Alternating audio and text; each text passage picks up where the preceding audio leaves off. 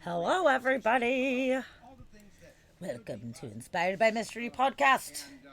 I am Sammy Source, and tonight we have a very special guest tonight. We are having Danny, the human Juke, come and join us tonight. He is actually finishing up his stream, which you probably just heard in the background. I've been listening. He's finishing up his stream, and he is ending early, and he is going to be raiding in with all of his peoples, and then we're going to call him in. So it's pretty awesome. It's a unique thing. We've never done this before. We've never had somebody who is currently streaming raid in and then call them in afterwards. So we're gonna give it a go. It's gonna be super fun.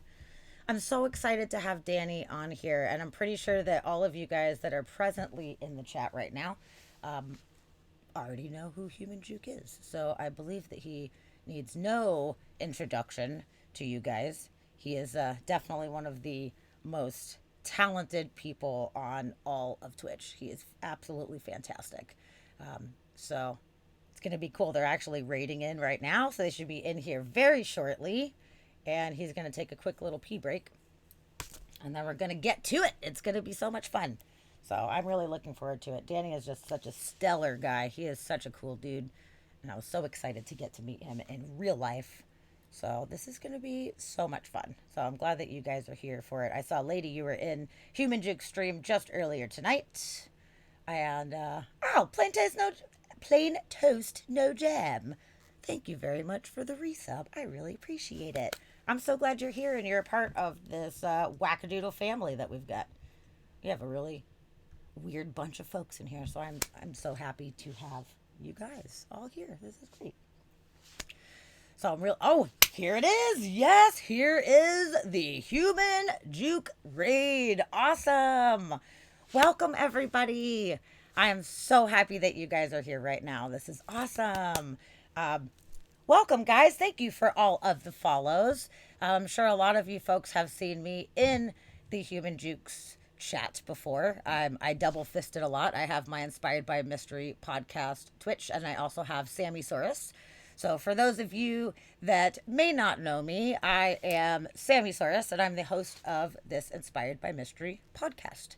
And what we do here on this podcast, I stream on Mondays and on Wednesdays. Wednesdays are my interview days. So I interview various people, whether they be musicians, streamers, scientists. I've had climate scientists on. I've had firefighters and nuclear specialists. I've had so many different, really unique people come on. And I just love hearing who people really are and getting to the bottom of, like, who are you? Like, the mystery behind the man or the woman or what have you.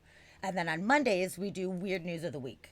And it is so much fun. I mean, we all know there's a lot of, like, bad news out there. But I don't cover the bad news. I cover the weird and fun news. We do a lot of Guinness World Records. We're like, largest potato ever found in New Zealand. Or man chucks an alligator into the Wendy's drive-thru. We cover a bunch of the weird stuff that happens in this world. So it makes for a really fun time. We have a really fantastic chat. So it's a very sarcastic, very fun chat, especially on Mondays where we're telling these weird news stories. We get everybody's input, see what everybody thinks about stuff, and it just ends up being really, really fun. So we stream 7:30 Pacific Standard Time, Mondays and Wednesdays. So I love the weirder the better. Honestly, I love ghost stories. I love alien stories. I love talking about cryptids. I like true crime. There's just so many different fun things that I like to cover. So all of the guests just have something unique to offer. But Danny, I'm really excited to have Danny on. He is just such an awesome, fantastic individual. We all know how amazingly talented that he is. But I also, as he was just saying in his stream, I got to meet him when I was out in Atlanta. And it was just so wonderful. It just so happened I was out in Atlanta visiting the Risky Biscuit Band, which I'm sure a lot of you guys are familiar with Risky Biscuit, either through Human Juke or vice versa. Justin has been one of my best friends for like 20 years. So I was out there visiting, and it was the same time that Danny was coming out visiting. So we actually got to meet in real life, and it was so so so nice. And I've been a big supporter of his stream ever since, and he has also been a supporter of our stream. So it's been really nice, the Twitch community and how we support each other. It's just such a wonderful connection of people, and it's just great because there's no competition. Everybody just cares about each other and wants to help support each other. So I'm a big fan. I'm a huge, huge fan, and I'm really glad that Justin, actually from Risky Biscuit, is the one that turned me on to Twitch. So, we've got Danny calling in right now. Hold on, let's find him. Oh, I hear it, but I can't see it. Hold on just one second. We gotta figure this out. Everybody, please hold. Please hold. Yeah, this is like an experiment since we've never had to do this before. Okay, here we're gonna accept it. Here we go. Ooh, I'm so excited. Danny, are you there? I cannot see you, my friend. Or hear you. I am. Yeah, there you are. What's up, buddy? We did it. It worked. So I'm not getting you twice. It worked. Sweet, we did it. Rock on. Sweet. Cool. That was actually completely streamless. I love it. Or, seamless, I guess. I'm so glad that you're here. This is awesome. It looks Me like too. you had a fun stream. Yeah, we had a great time today. That's awesome. Good tunes, and we got our butts rated pretty good. You did. A couple of really great raids. Was there a couple? Because I just popped busy. in right before one big one. I just tuned in and it was like, oh shit, party time. Yeah, well, we had let me see, Nick Black rated us.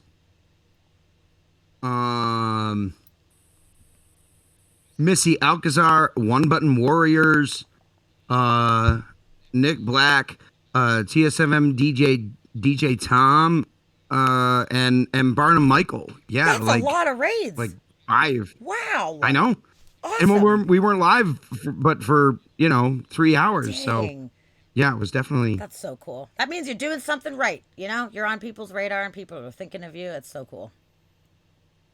Well, I'm so thankful that the effort has, because there's been a lot of effort in this thing, and there's a lot of people who put a lot of effort into it. I'm just glad I'm one of the lucky few who's able to who's continuing to make it work and continuing to grow, because Absolutely. it's really tough. I mean, when COVID I'm super grateful. everybody, all the people that are full-time musicians that make their living playing out in the world, all of a sudden everything just got pulled. And you guys all had to figure it out. This is not something we've ever had to deal with, ever, in our lifetimes. And now all of a sudden, what the fuck are you going to do? Like, I am so glad that Twitch was available and was an option for people. I had never even heard of it until Justin told me about Twitch, Yeah, it's funny because my first instinct was Twitch. Like my first instinct was to shit my pants. Like, yeah, at fair first. enough. Let's be honest. Like it was like what am I gonna do? And as I was looking at, like, because some people aren't. I'm not super technologically gifted by any means. Like I have a decent aptitude. Like I understand it, but I'm not a programmer. I'm not super. I had been a Mac guy really up until I started streaming. So like I did not have this well of knowledge that I was able to pull from, and there was a lot of people in that situation too. That, like, being a streamer involves a lot of other bullshit other than just, like, people kind of think, oh, you just turn on your camera and you just go, and like it's so easy. Like, it's not so much to it. I'm with you where so I'm much to it. not technologically savvy. Thankfully, Dusty is a little bit more technologically savvy than me. But when I was talking to Justin and he's like, oh, you want to do this podcast? You should do it on Twitch. I'm like, okay, cool. I got this camera. I got a laptop. I got a microphone. And I'm like, okay, Justin, I got these things. What do I do? And he's like, oh, you need blah, blah, blah. He just starts rattling shit off. And I'm like, what? Like, all right, you're my Twitch guru because I have no idea what you're talking about. I had never heard of OBS, never heard of Stream Elements, any of this stuff. And honestly, without Justin, I don't know Right. how the fuck I would Right. have done it. It was all new. It was all new. And, and for me, like, it was so we went from a steady stream, and as musicians generally you live paycheck to paycheck. I live comfortably. I mean, I had a great gig, a great steady gig, that I drove 6 hours for about 3 times a month. It was a it Wow. was a an involved thing, but like paid great. They really took care of me. I mean, this month, it marks my like 10th anniversary of driving up to Bobby McKee's in Wow. DC. Um, and so I got used to the commute, and it was fantastic. But it was also then suddenly no gigs, and I don't have any sort of fallback thing. Like this is what I do, and it's always like I can't call in. Like we were talking earlier today, you can't call in. You have to go show up. Yep. You don't show up, there is no such thing as like paid time off for a musician. You just don't get paid. Yep. So And you don't want to ruin so the once everything rapport with each venue too, where they think that you're unreliable, then they're not going to want to book right. you later. I mean, everybody knows shit happens sometimes. Somebody's sick or your car breaks down, but it still doesn't reflect very well with venues, and you know that. So there's that pressure where you have to make sure that you're always on. Yeah. Yeah, you cancel a gig, you better be sure that either you've got someone lined up to take your place who's just as good, or that you don't mind burning that bridge, because Yeah. yeah, they just assume like, oh well, he didn't want it. Like when it's usually a perfectly good reason. Sure. Not to say that there aren't many musicians, including like myself when I was young, who couldn't be trusted. Like who you should read those signs into and be like, yeah, that guy, we shouldn't hire him again. Like, Sometimes, but the musician stigma is that they're kind of, unreliable and irresponsible and stuff like that. So you have to weed through, venues have to weed through. Are you an actual professional musician, or are you just like some dude that just wants to like play music, man? But I got too stoned, Like you can't have that. It's very right. unprofessional. For sure. Yeah. So what did you do? Like Yeah. I what mean, was your initial thought process when you're like, "Oh fuck, COVID actually is a legitimate situation. They're closing shit down." Like what did you immediately think of and do? I know you said Twitch was your first thought, but like what happened? but, well, wait, once I got to streaming, okay, so initially, because we were all also learning that like things weren't, we didn't know how long this was going to last. Like no one, no one knew at the time that we were making plans for long term. And I I just had the feeling that we were like very early on. I was like, I I cannot be just like I cannot just like sit here and wait and like borrow money and Yeah. like and sit on my hands. My wife was ill.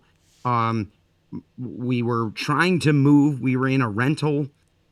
I was fixing up my old house that we were like renting the house next to it, and I was still fixing up the house next to it so that we could sell it. And it literally like the week that shit hit the fan and all my gear my um uh gigs got canceled is when we put my uh house on the market. So Wow. like I I had a lot of shit going on. Um and I actually, because we still hadn't sold that house, I started streaming from the garage of the house I was trying to sell. Oh. I set up a whole in a studio back there, and I started streaming there on Facebook because I had people on Facebook. I not a ton, but I had some. I had nobody on Twitch. So um and also my club was streaming through Facebook too, and they were hosting us. And the club was hosting like 10 times the amount of people who followed me. Like the club had 20,000 Oh, followers. that's a cool So club. their crowds on the online shows were bigger. And at the beginning, people were super generous because they all felt bad. So, like that first week, I swear we were all like, dude, we're gonna make so much, like, this is, I can do this. Like, this is gonna be a thing. And then, like, 3 weeks in, it came down to where, like, everyone was still showing up for these shows because they were bored, but nobody was tipping anymore. And it was like, oh no, this is more what it's gonna be like. That was the honeymoon. Right. Now we're here. Like, so how do we figure out how to monetize and do this? And on Facebook, I'm not sure how it is now, but at the time they had very little like help for I think you could spend like stars and do money, but mostly it was just like put your PayPal up there and cross your fingers. Sure. Um and there was no like song list or anything like that. And people would come to my stream and just like basically treat the chat like a place to shout songs.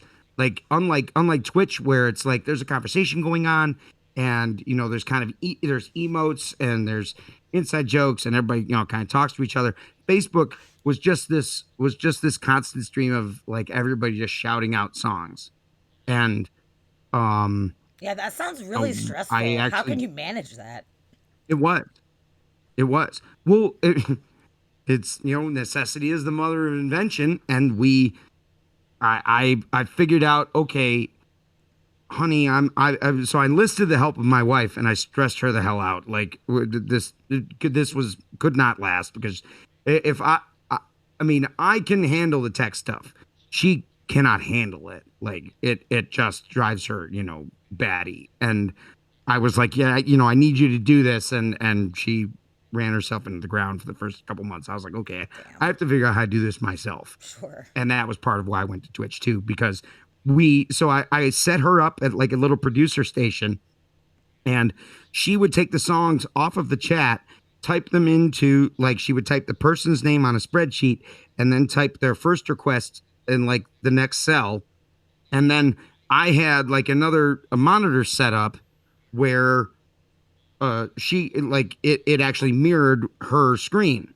So she would actually put the requests into this like little grid for me, and then like as I would play them, she would get rid of them, and I had like I could play one by this person, one from this person, one from this person, kind of thing. So it was actually similar to song list, only it required a human to Sure. like input them all. And Yeah, be she was physically hating it the there. whole time, huh? She hated it.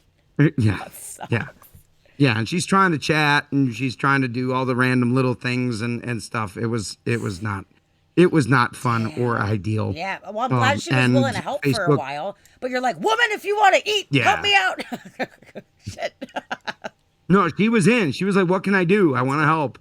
Um, yeah, it was definitely exhausting, Michael. Yeah. Yeah, that sucks. But okay, so you figured out like, okay, this is not efficient, and just having a Yeah. PayPal thing is not And necessarily you the can't best grow. way to do it. But with Twitch, there's like fun things. You have hype trains, you've got all the bits, and you can make these goals. So it makes it more of a fun user experience for people. And I don't have to pay to be seen by people other than who already follow me. Very true. Like it is it there it's not great. It's not like YouTube, but there is discoverability on on Twitch. Even if all you talk about is the raids, even if just all the music streamers just continue to raid, different people and spread the love around, like it's people, you get seen. It's Um very true. and yeah, like cuz Facebook, it was just the same people coming every single time. It was never like, Absolutely. "Oh, I just found you." Like Facebook doesn't work like No, that. Twitch is a I great just hated having to community. deal with it all day. Twitch really Hmm? helps out a lot because actually, as I was saying before you phoned in, is that it's such an amazing community where it's not a competition. Everybody wants everyone to succeed. As far as the people that Yeah. we all know in our little like group of Twitch streamers, like everybody cares about each other. We rate each other. Everybody's really on the same team.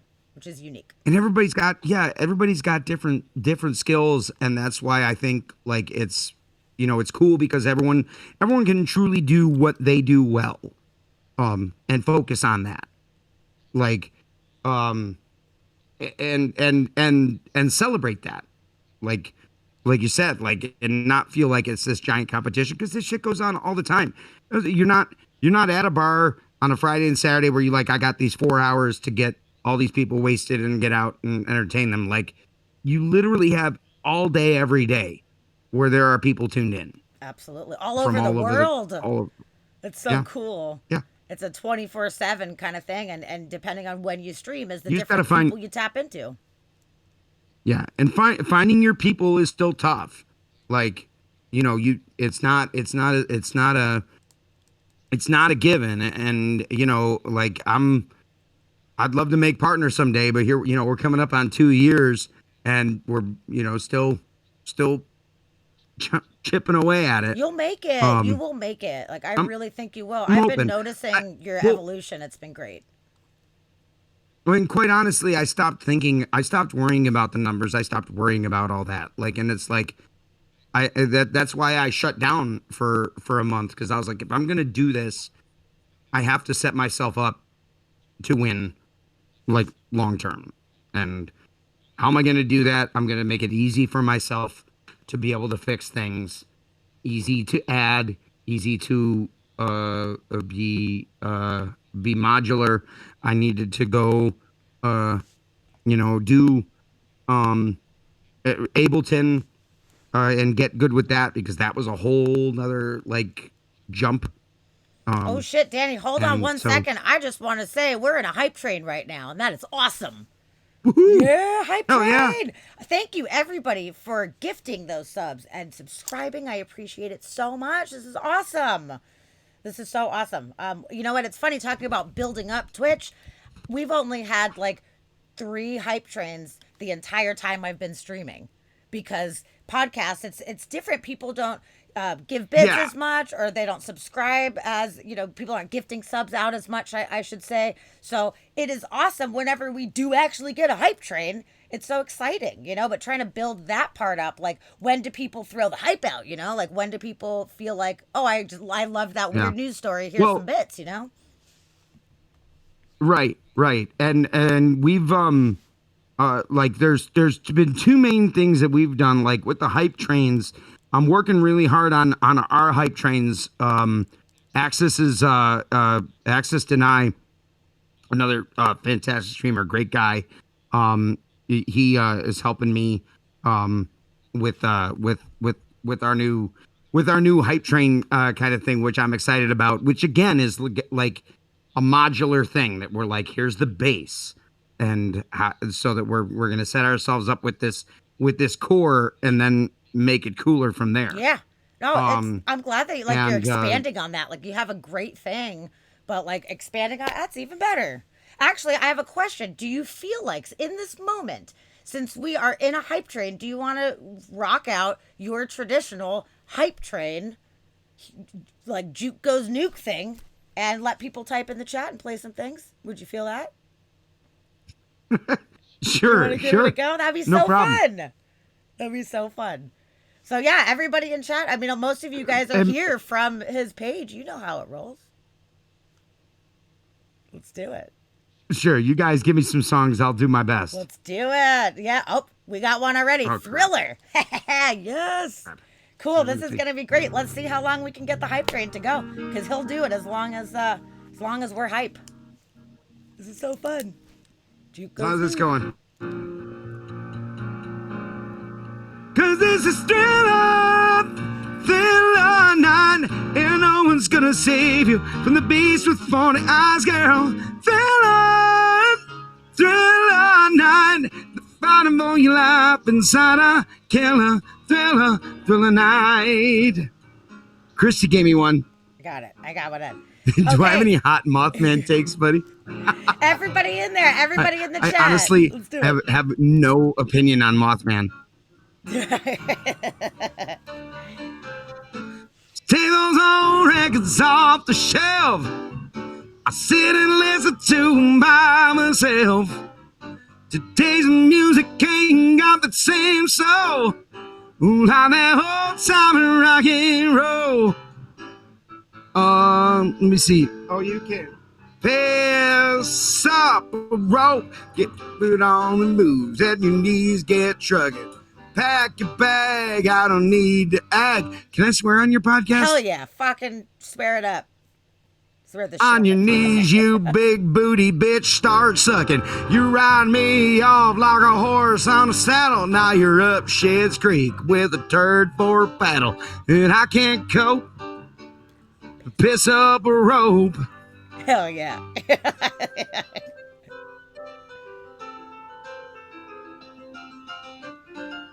Come on, everybody in chat, throw some hype train songs in. Go ahead, you can laugh all you want. I got my philosophy.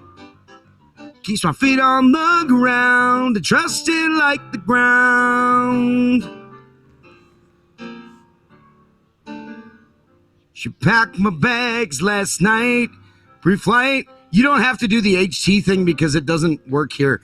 I thought maybe it'll get your attention, though. I thought maybe it... And there's no one there to raise them. If you did. Shit, you're so funny. For this, I sent him to college. Yes, Mom.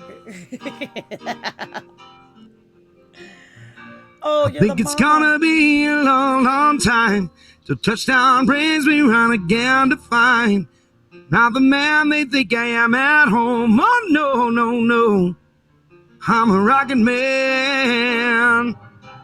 Rockin' man, burning out of shoes up here alone. It takes two to make a thing go right. Yeah.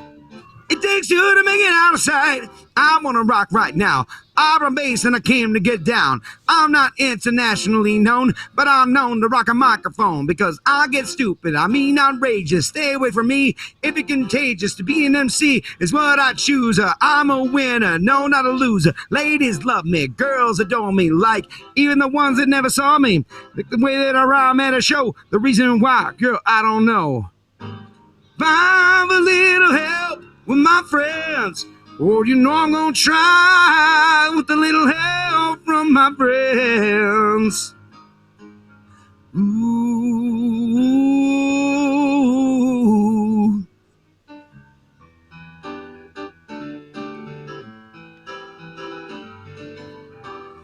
Whatever tomorrow brings, I'll be there.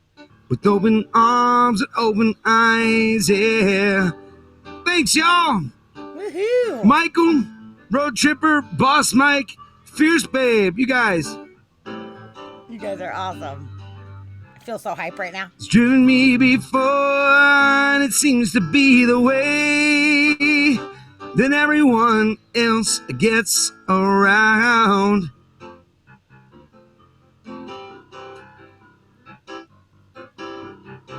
He did the mash.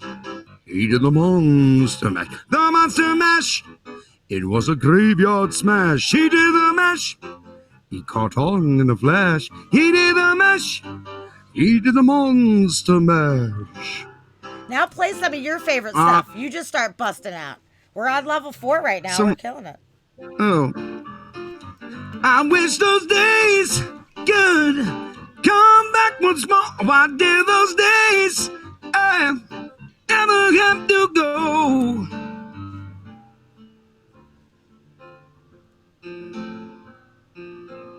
If we were vampires and death was a joke, we go out on the sidewalk and smoke and laugh at all the lovers in their plans. I wouldn't feel the need to hold your hand. Put on my blue suede shoes and I'm boarded the plane. Touchdown in the land of the Delta Blues, middle of the pouring rain. That's such a good song.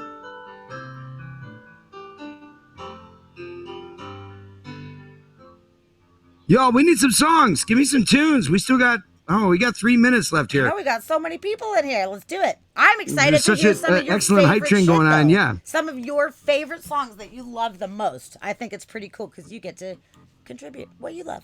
Also, Well, I tell you, it's so like it's so hard for me to try and think of songs while I'm playing you're another right. song, I didn't think about that, but you're and so it right. so it's like the thing that makes me think of a song to play it is bypassed if I see it, at least if someone gives me something to go off, it's like, okay, I can get there. But if I have to also like creatively think of You're like, so oh, what do I right. like or something like that. Uh-huh.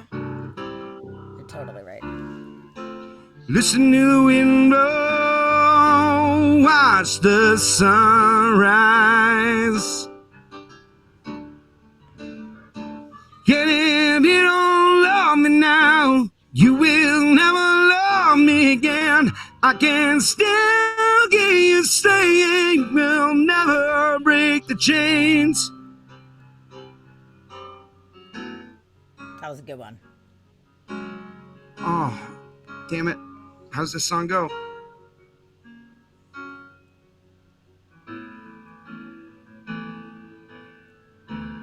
Oh, that's all right. I'll think of it later. Ooh, Dusty with the cat. It starts with one thing.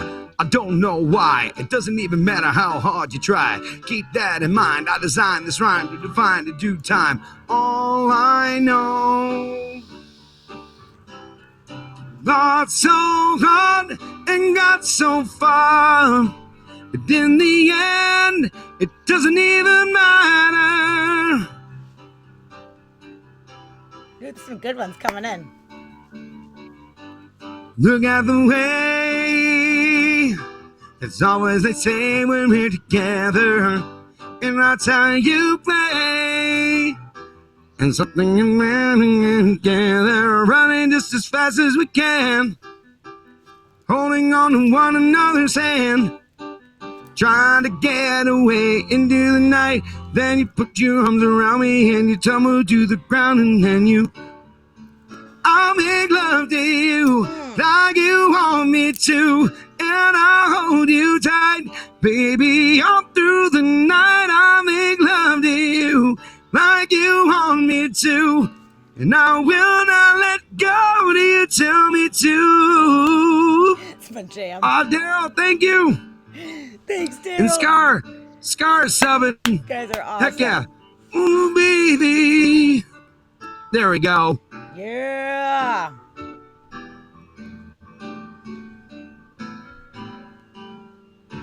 Awesome. That was so awesome. Good job, Danny. And thank you, everybody. Guys, we crushed the hype train. That is awesome. Thank you, everyone, for your subs and your bits and your contributions. I appreciate you guys so much. And I love all the new followers, too. We got new followers. I am so happy to have some new folks in here. This is so awesome. Yeah, that was fun.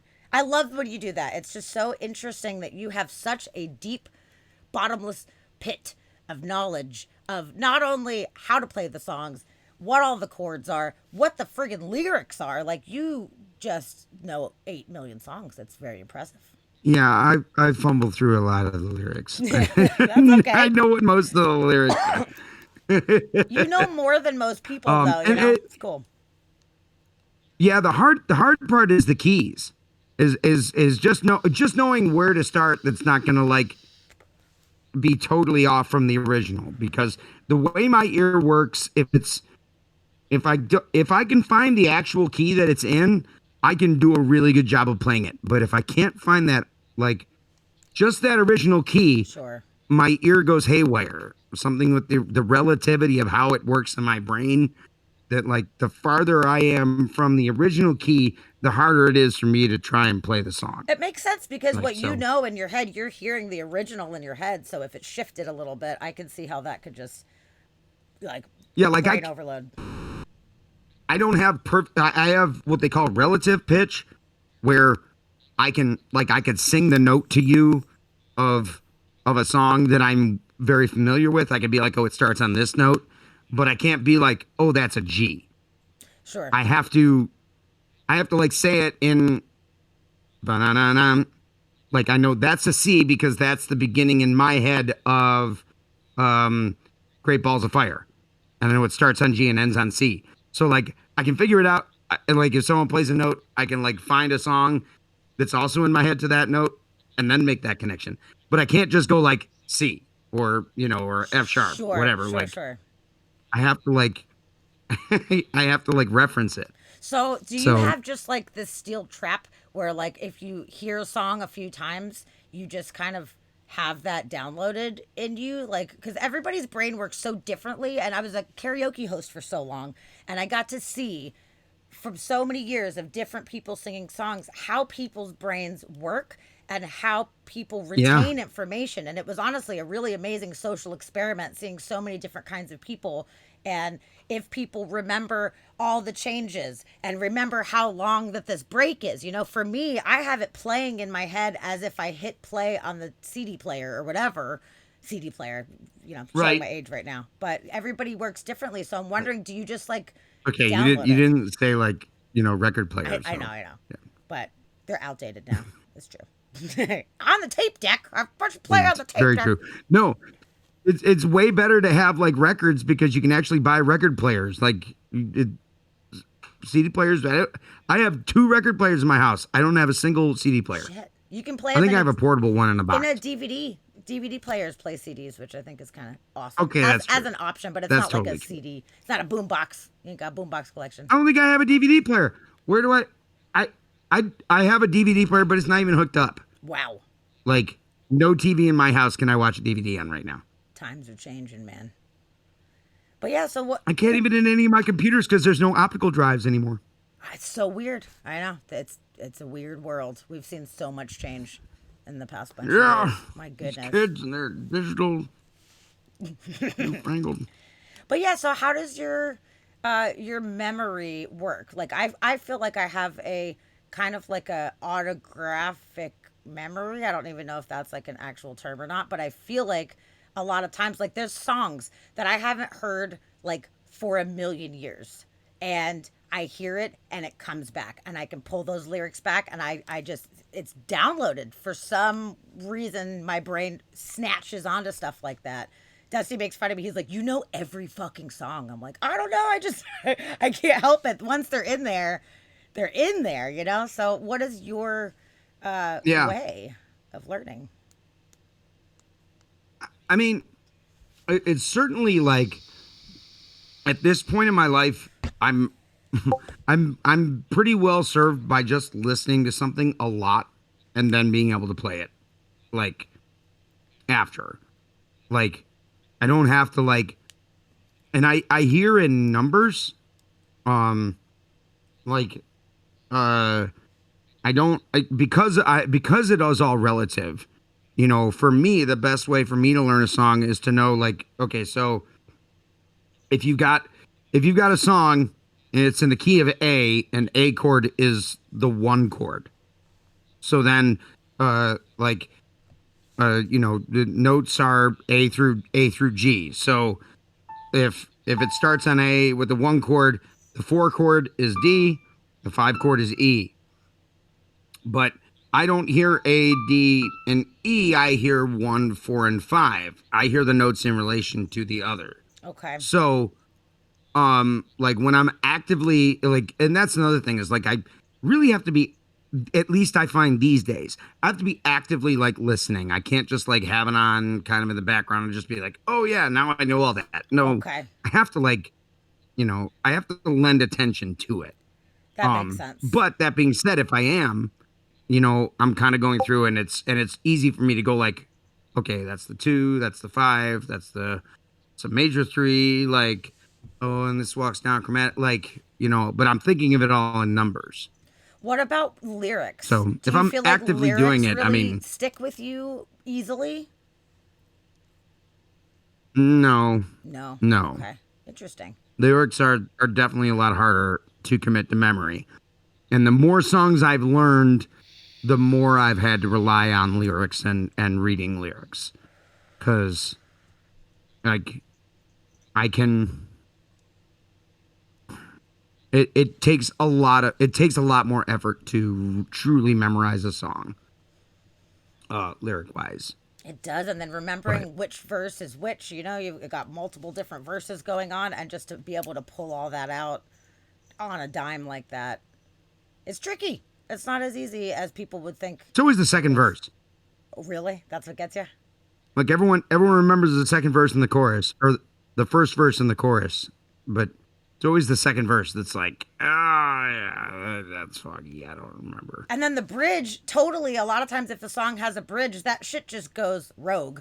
Oh yeah. And you're like, what the fuck? Like, there's one time years ago, I sang Brandy, Well, and I was like, it I don't it know this fucking bridge at all. uh see, frequently the bridge is always my favorite part of a song. Like I always find like bridges for me are what make or break a song. Cool. Not to say there aren't fantastic songs without bridges, but like there's a lot of bands I tend to listen to that like do really funky shit with bridges. Like I don't know, like John Mayer's got a ton of like weird ass out of nowhere bridges. And I think there's quite a few bands that's like some of the only parts I remember is like that weird ass bridge. Interesting. But there's definitely those songs where you get there, I'll be playing along and I'll be like, oh, I know the chorus, I know the verse, like, and then you get to the bridge and I'm like, oh shit, like it's like you see a brick wall. It's like you see a brick wall, you're like you've just been flooring headed and you're headed straight for it. So it's just like, oh yeah, do the chorus twice and then you're out. There's the song, sweet. Yep. Okay. For Nobody missed sure, the because bridge. there's a pattern, and it's easy. Like, okay, I got the pattern, we're good, and then something's like, oh shit, this is totally unique to the pattern, and sometimes that can definitely throw folks off. So that's interesting that you love the bridges, that they reach out to you, but at the same time, it's like your nemesis also. Yeah. Yeah, it really can be. Because a lot of times that's where they change that's where they like transpose or, change keys or modulate like and, so and those are trickier to not have worked out in like in the pre-stage. And that's especially here on Twitch, I'm constantly adding new things and this Ableton is a whole nother wrinkle and way of doing things. And I frequently like launch into it before having thought. I get in the car and drive away before I like, check to see if I had all the shit I needed to take with me. And that would include like, knowing how the hell the bridge goes or, being ready for whatever. So yeah, It's tough. That's just me. But you have so many fucking songs in your repertoire.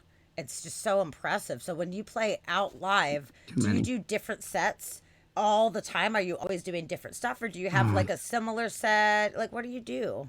No, it's so much less. Like, um, like it's so many of the same songs. It's such a lower denominator of. Really? There's always like, I don't know, 10% of the night that is different, but like the other like 80-90% of it is like stuff the top 150 songs, and there's some songs that you can't escape playing every single night. Like what? Even if I don't like, they get requested. Like, What are some of your top well, I mean, take a ones? guess. Like, Journey. I'm gonna guess they make you do Journey constantly. yeah, I'll let chat. I want chat to guess. Oh, Oh, and Dusty had a question too. Um. Oh, and yes, I definitely learned most of my songs from dueling, for sure. that's pretty cool. Oh, I bet that'd be so fun. Yeah. Now I don't know. Mine is dropping a little bit too, Christy. Really? Oh shit. My bit rate's pretty good. It's showing pretty good bit rate Just a over little bit. here. That's strange. All right, well that's good. But yeah, I'm sure it's kind of annoying having the same songs requested all of the time. But you know what people want to hear, and your job is to entertain the people. Really, it's buffering a lot. That's so Right. weird. Right. No, that's what I signed up. That's what I signed up for. Um, and but unlike Twitch, it is a um like unlike Twitch, it's a 1-to-1 thing. It's like I got tipped $20 for Don't Stop Believing, so I play Don't Stop Believing, Yep. and I like it's a very specific transaction. Twitch is a little more like well, people are subbed, and it's less of that like yeah, it's just less of that, especially for smaller streamers. Yeah, well, I could see that kind of being annoying, but at the same time, you know what you got to do and what people want. So you want to Yeah. keep the Yeah. energy up. There's certain stuff that people are going to Right. be really excited to have here. No, and it's a very time specific. I got your prime time on a Friday and Saturday, to make that money, and that's it. So it's like let's keep it hype. Everyone's out. It's an event, so it's all got to be the most epic night, and for most of the people there, it's newer for them. It's not their fault. I've been doing this for almost 20 years, For and sure. like I fucking hate some of this shit. But that's the good thing about Twitch too, is that I've been able to say I don't want to play that song, and I've never been able to say that in my career. Like, nah, I just don't want to play. Like, nope, sorry. Like, just you can't I'm can't say no. Someone's like, here's the money, do the thing. That's true. So I'm glad that you have the option of like you're making your show what you want it to be, and you don't have to do everything that everybody wants. You can if you want to, but it's your option to choose your own adventure with that. And I mean, if somebody comes in and asks for something that you think is atrocious, like, sorry, don't know that one, you can just kind of like pass right over it easily, I would imagine. yeah, They're like, Avril Lavigne, yeah. you're like, You mean oh, at a no. live show? I mean, here on Twitch. On Twitch, the fact that you can just kind of Oh yeah. pass over stuff and be like, nah. Yeah, it's just not on my. And that's why, like, I'll play anything during the hype trains. So doing the hype trains, half the time no one wants it. They just want to be like, oh yeah, I know that song. They don't need to hear the whole thing. You know, Sure. it's that way with a lot of rap songs. Like, they just want to hear a verse most of the time, and that's enough. Like, you don't need all three verses of Party Up. You can get one verse of DMX, and people are like, okay, we did that. And Like, then it goes into, I don't know, some like Fleetwood Mac or something like that. And like the dichotomy is awesome that you can just switch into doing like gangster rap into like, you know, classic rock music. It's so cool that you get to just be like, okay, here's like 1 second of this, 12 seconds of this one thing, and it's all up to yeah. you. It's so fun. So as far as music goes, what is your favorite musicians? Like, what do you specifically love? What do you listen to a lot of times when you're out and about driving your 6 hours all the way to DC all the time? Like, what's your favorite shit?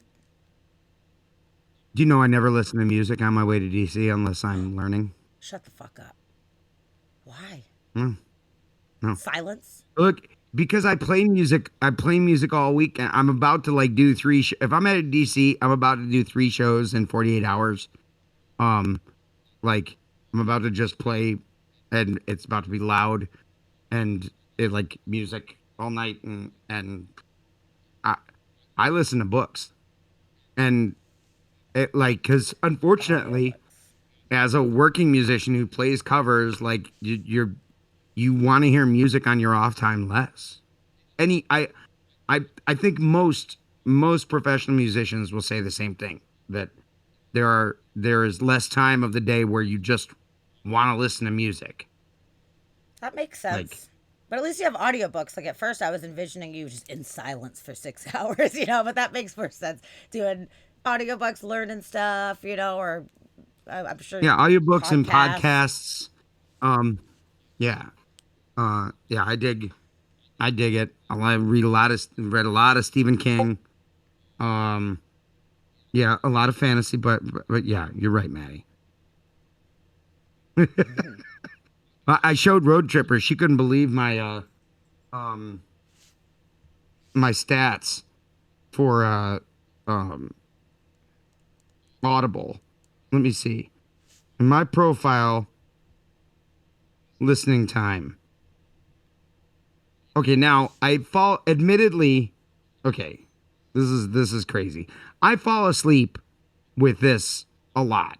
So, there's definitely I try and put like the timer on to make sure like I don't have to go back and find the place I like started listening when I went to fall asleep because I put Totally. on the whatever book. But I am coming up on in 20 days of listening time, it will make a full year that I have listened to books uh on Audible. Wow. Like a year's worth of listening time. Now, that includes all of the time I've been driving to DC, which, was about 6 hours there, 6 hours back.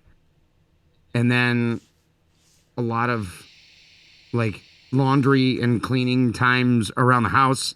And then before that, when I was driving to Myrtle Beach, I also used a lot then. So it's like 12 years worth, but still Wow. like, yeah, Okay, well that's good. You get to kind of tune out from music because that is your whole world. You're right. That's like your whole reality. So it's nice to kind of switch gears and let someone else do the work and just listen, yeah. learn some stuff. I'm sure Yeah, probably mix it up. I wish it weren't that way. But Yeah, but what are your favorite I wish bands it in weren't that general? way. Like what music do you love the most even if you're not listening to it as much? What is like some of your favorite things? And then Christy, we're going to get to your question after this. But I'm curious, what's your favorite bands Um, or musicians? I mean, I love Jeff Buckley, um, Martin Sexton, um, John Mayer, Garth Brooks, uh, Stevie Wonder. Gotta love Stevie. Um, yeah, Okay, yeah, cool. that's a pretty good top list. Like Counting Crows. Like it's funny because there's a lot like that me and Justin had. Speaking of risky, like that me and Justin had in common that we really bonded over, and then there's a bunch that me and Logan had that we really bonded over. Like there's a really nice I little like little that. triangle of intersections. Um, Hopefully Logan's gonna be here. I don't. He was supposed to be here past couple Mondays, but he's had to cancel, and I'm not sure when he's coming again. But I sent yeah, him a I'm message looking and forward to that. told him you were going to be on, and he said he'll tune in. So I hope that you are summoning him with his name right now. Yeah, he was Logan. like, I'll be there. But yeah, that's really cool that he's going to come out and play with you. I love that. That's so awesome. I love how you've been playing with Yeah, I those didn't guys. say Cannibal Corpse, but So, oh, me too. okay, so It saved my sanity.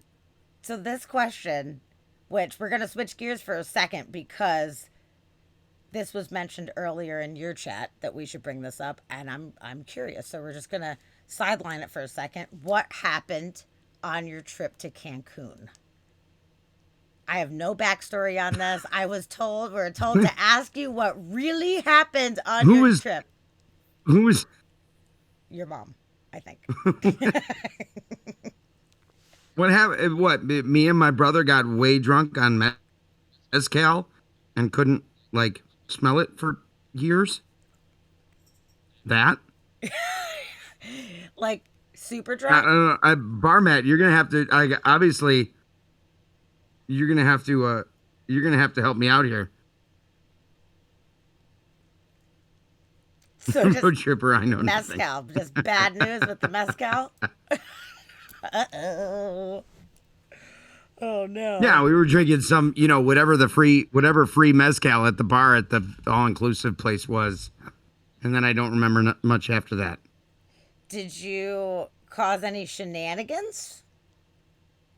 during your wasted mezcal Not no, experience? not that was like no, not that was not nothing that I mean, yeah, I just remember getting hammered. It I Everyone's, yeah, but what happened? don't remember anything specific from that trip. You went out alone Well, in the we went city. out alone and yeah, but we were in the it was the city, but it wasn't like city.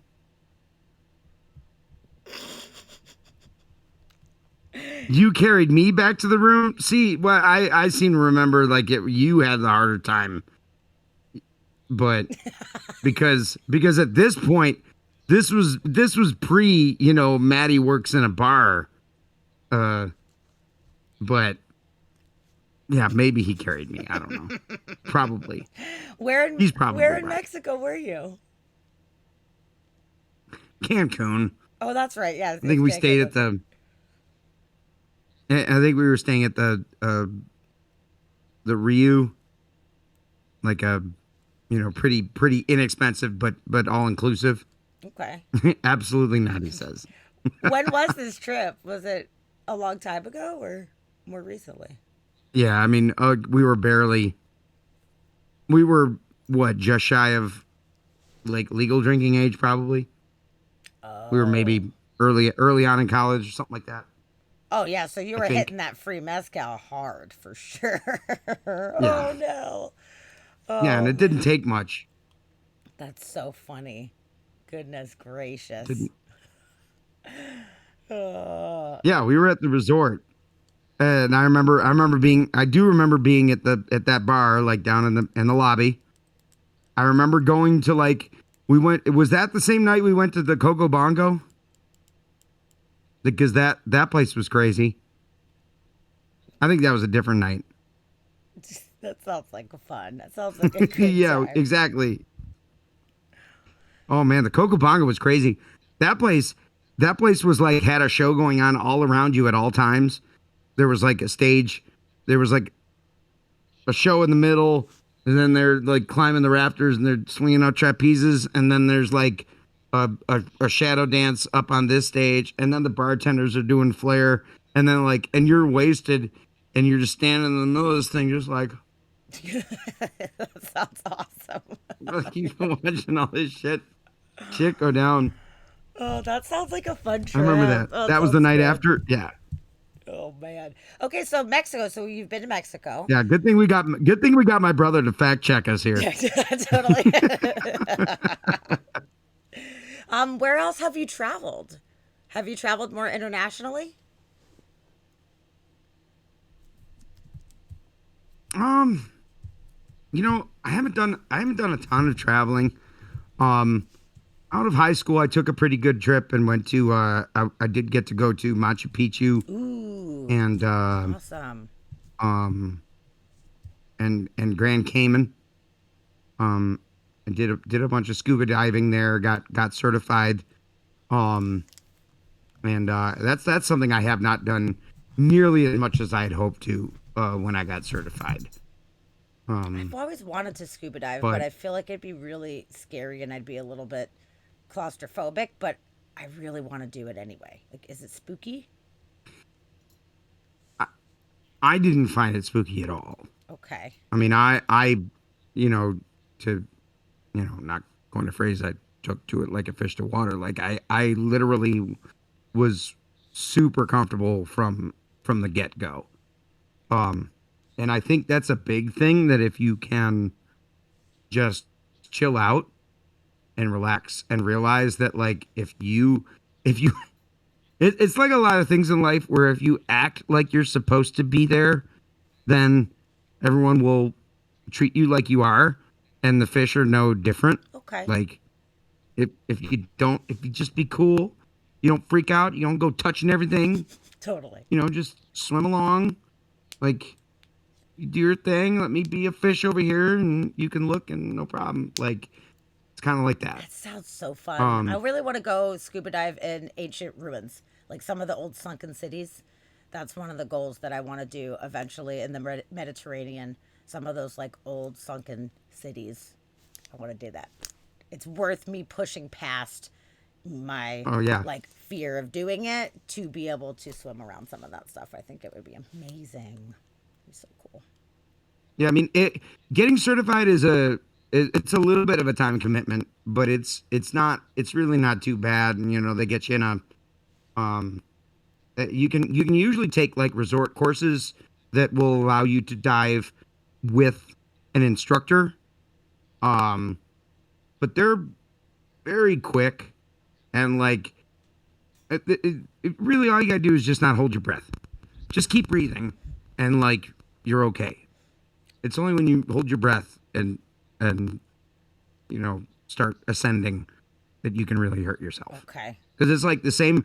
It's twice the amount of air that fills your lungs at 33 feet as it does at sea level.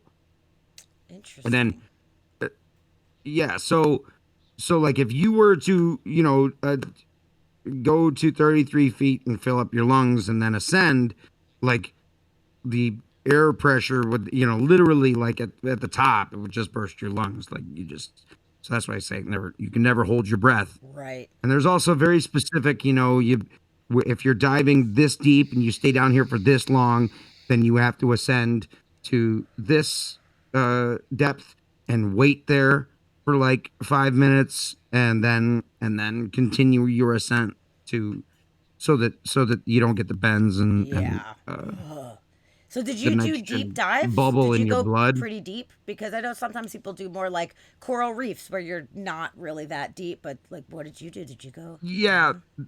The first couple I did were like 30 feet, like pretty tame.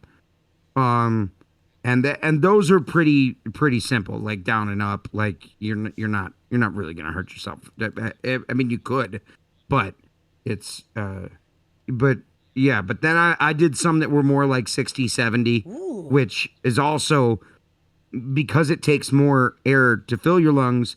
You can go for shorter times at the bigger depths, and that's why they have like you can get certified for mixes. Like nitrox, which is nitrogen enriched oxygen, that will allow you to dive deeper longer. Whoa. Um, Wow, you're because brave. it's a specialized mix. That's Well, I've never done that. I've never done nitrox. That's you got to take a whole class. yeah, And, but and even you become going certified in 60, that. 70 feet, like I don't know if I'd be able to do that. I would like to stay in a region. I was pretty young at that time. where, I didn't know any better. I could if my regulator got knocked out and everything was fucked, that hopefully I could at least swim to the surface in enough time to not drown. Like I feel like I feel Right. comfortable. So how old were you when you started doing this? When you like your first scuba diving situation? That's pretty cool. That pink. I guess I was just out of high school. Okay. So. Oh, that shit. Yeah, that like amniotic fluid. Yeah, from the abyss. That shit I was love crazy. it. I love it. Ooh, you want to go deep, recording goblin? I give you a lot of credit, man. You're brave to want to do that. I mean, I want to do It's fun. that. I would love to go do it again. So where did you do it? You did it in Grand Cayman, and did you do it at Cancun as well? You kind of do it every beach destination you go to. I don't think I did any scuba then. I don't think I would. No, I guess I was certified. Oh wait, I did with my dad. We did go. We went and learned and did a little bit of like. We learned in a guy's pool. That's right. We went over to. Where were we? It's near Cancun, Cozumel. That's what we did. We took a ride over to Cozumel. Took a ferry over, and found some guy to teach us, and like he taught us in his pool, and then we went out on a boat with him. That's That was awesome. That sounds really fun. my dad did it, which I didn't ever think he would do that. That was something that was a surprise to me. Oh, it's cool. You guys got to do it together. Yeah, so we did that. Cozumel, and I've dove in Jamaica a couple times. Um, Ooh, really went to I think that's Jamaica. been the last couple times I've went has been like when I and my wife were in Jamaica at our spot. What did you think of Jamaica? What are your thoughts?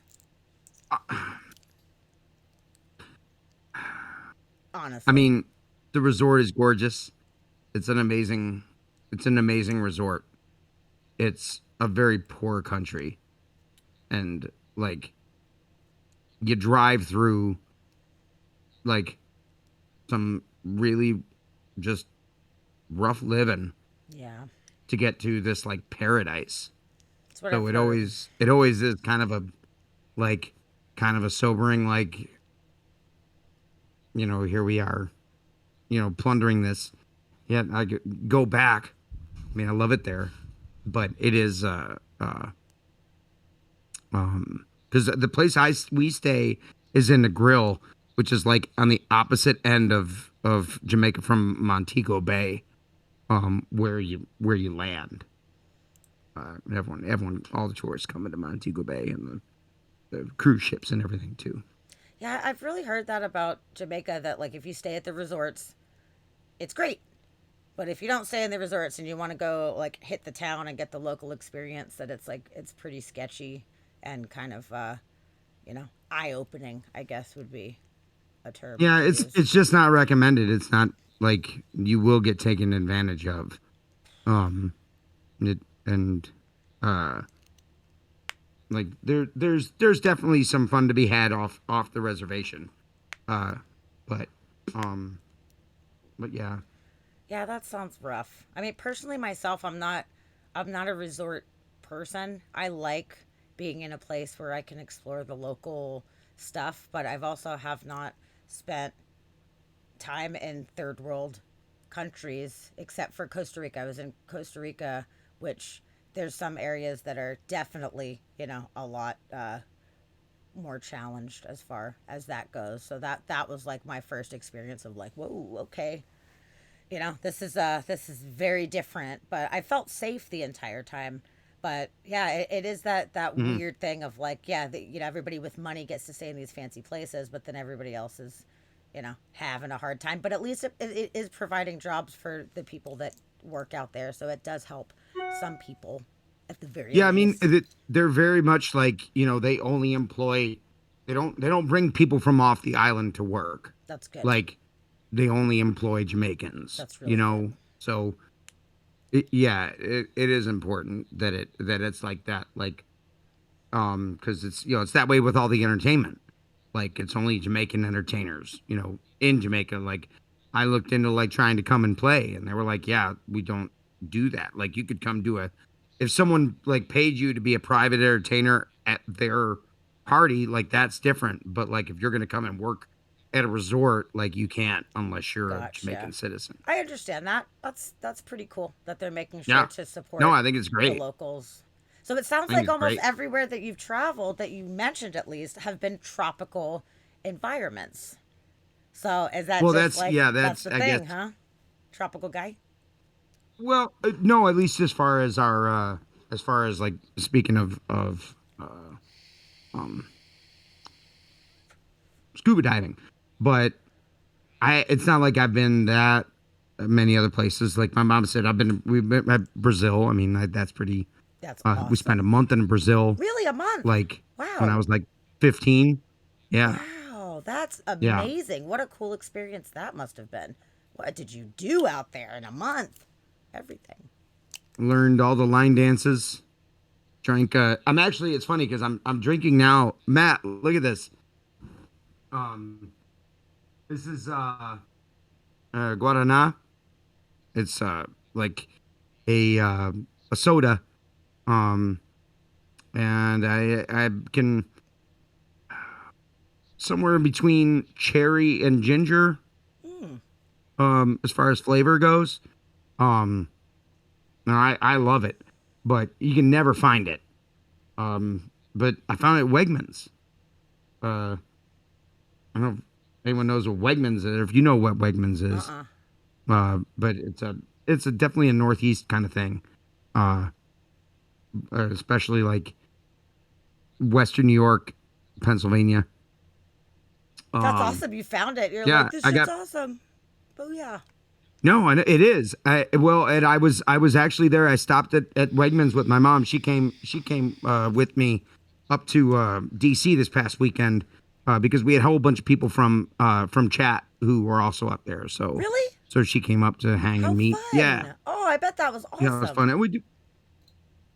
Yeah, but there's a giant Wegmans uh, up near in DC in Woodbridge, Virginia, and we were just looking through the giant international section, and I was like, you know what, just for the hell of it, like they probably don't have it, but let me see if they got Guaraná, and sure enough, like 2 cases right there. Oh, I was like, that's those are both mine. awesome. That always feels so good when Yeah. you find something special that you found abroad and you're like, fuck, I cannot find this thing. I'm still looking for this royal milk tea, specific brand of royal milk tea that I got when I was in Japan. And I can't find it. And it sucks because it was so good. I drank it like every day out there. So good. Yo, my Beth spent a lot of time in Japan too, and she still talks about the drinks that she could get out They're there that she so loved. good. I mean, there's vending machines Yeah, like the canned all coffees down the and street. teas were just Yes. And you know what? The coolest thing to me is that there's like a little store that's kind of like 7-Eleven or whatever. It's like Family Mart, and there's little Family Marts all over little convenience stores. But they have a hot drink section, like shelving where it's warm. So you can get a warm can of tea or coffee or whatever. So they have like warm milk tea huh. and stuff. And I've never seen that out here. And I'm like, this is amazing. So you're walking around the street, you just want like a hot tea. You can get a hot tea that's already in a can, boom, ready to go. Like, this is a miracle. Right. Loved it. Yeah, that's what Beth was always talking about. My wife, that like they had these machines, and you get hot cans, like just like a vending machine, So cool. and they weren't cold, they were hot. It's Yeah. so cool. And honestly, I kept trying a bunch of weird drinks like from the vending machines just to see because like I don't know what any of these things are. So I was just kind of like just guessing, you're just guessing and hope that it's good. And 99% of things were great except for one drink. It was like a clearish but milky white color and it said fruit and salt. And I was like, I don't know what that means. That sounds so fucking weird. Like, let's try it. I'll try this random fruit and salt. Okay. I took one sip and I was like, oh no. I made Dusty try it. I was like, tell me what you think about this. And he's like, that's fucking Isn't that disgusting. isn't that always the way? You eat something really gross, and then it's like your significant other. You try and get them to do it. They're like, I just watched you almost die eating that. Why would I possibly? I needed somebody to Why would I share now the shove that in my face? experience with me. It was fucking bad though. So I was like, okay. Like I was kind of like, I'm just gonna drink it because I bought it. And then he's like, don't. It doesn't matter. It was like $2 fucking. Like just let it go. I was like, yeah, you're right. It's terrible. It's fucking nasty. Yeah, no, uh, I I can't remember what I just had, but I was doing that to. I did that to my wife just like 2 days ago. She's like, I trust you. Like, I believe you. your experience was enough. Like, and you're like, no, I just want you to share this with me. Nope, nope, No, thank I'm you. fine. Thank you. I love trying new stuff though. That's one of the things I love about traveling so much is that I can just try shit that I've never heard of or have never seen before and I'm always willing to give something a go, you know? So, seen streamers get popsicles with Hmm. flower flavors in the Asian countries. That sounds awesome. Wow. Hey, I need to stretch, but I'm gonna use that stretch to just go grab something really You quick. got it. I'm gonna open this on stream because it's pretty fucking cool. Hang on. Okay. Ooh, we have a mystery thing. This is going to be good. Oh, yeah, you have a clip of me eating a bug. God, that was horrid. Okay, so a little backstory on the bug. I have no desire to eat bugs whatsoever. I think it's hideous and horrible.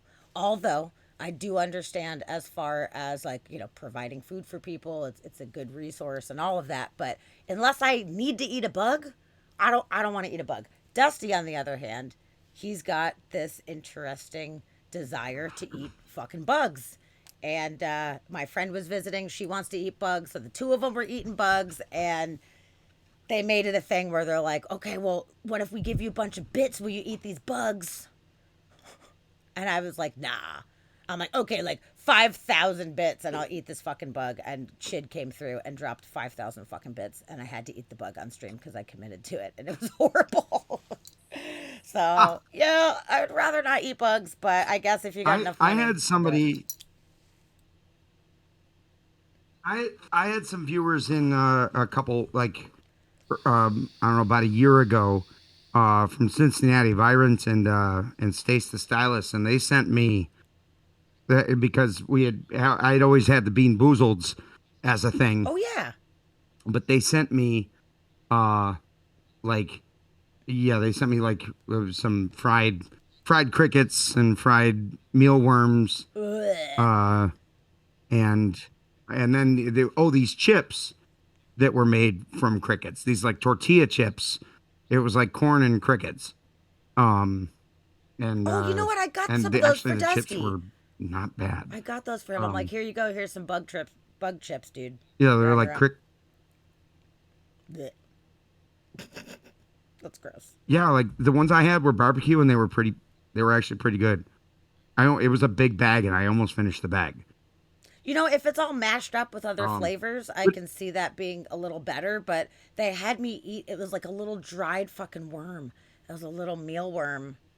And I really didn't want to do it at all. But then I made yep. what I thought was an unrealistic bit goal. And then people were like, we got you. I was like, fuck. God damn it. I mean, thank you. But also, now I have to eat this worm. Ugh. And of course, they made a clip of it. So now it's on the thing. You can watch me stressed out eating this Oh bug. right. No. Those are the yeah. Dusty dropped a link, motherfucker. Yeah, it was Chid and my Nightwick and my brother's trying to bait me into all this weird shit that I don't even know what he's talking about. What is the Dyatlov Pass? You know that? The hell that is? I don't actually. I don't. Oh, he wants to hear your thoughts on mysteries, huh? Which after we open What this, are your theories? maybe we'll What are find your out. theories, Maddie? Well, so what I went and grabbed is this thing. It's called a Munch Pack. Mm, Um, it's they basically deliver snacks, but they're from all over the world. Like it's all international stuff, and you cool. never know what you're gonna get in the box. Um, so That sounds amazing. like yeah, so like let's see.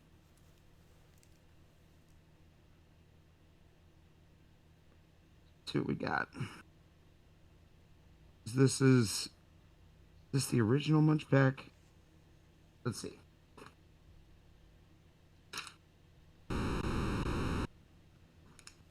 Yeah, I've heard about some of the services that do Chick international boxes. Chick Chack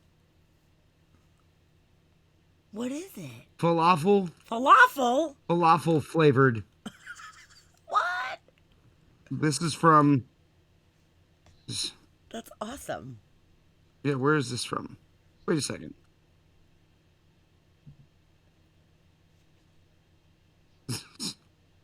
This is imported. Oh, this is Canada. That's from Quebec. The falafel thing is Um, from Canada? That is not what I would have guessed at all. yeah, Huh. yeah. Speaking of falafel, this is Torah oodles mix. Tiny. It's oh my god, it's like a Torah. This has got to be from Jerusalem. Yeah.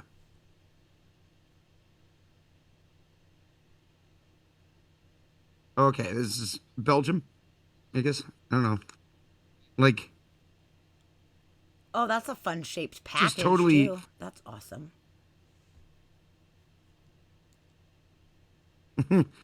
Must be Cheetos, but like It's like a off version of it. That's cool. you don't even know half the time what you're eating. That sounds awesome. Yeah, it's all these international.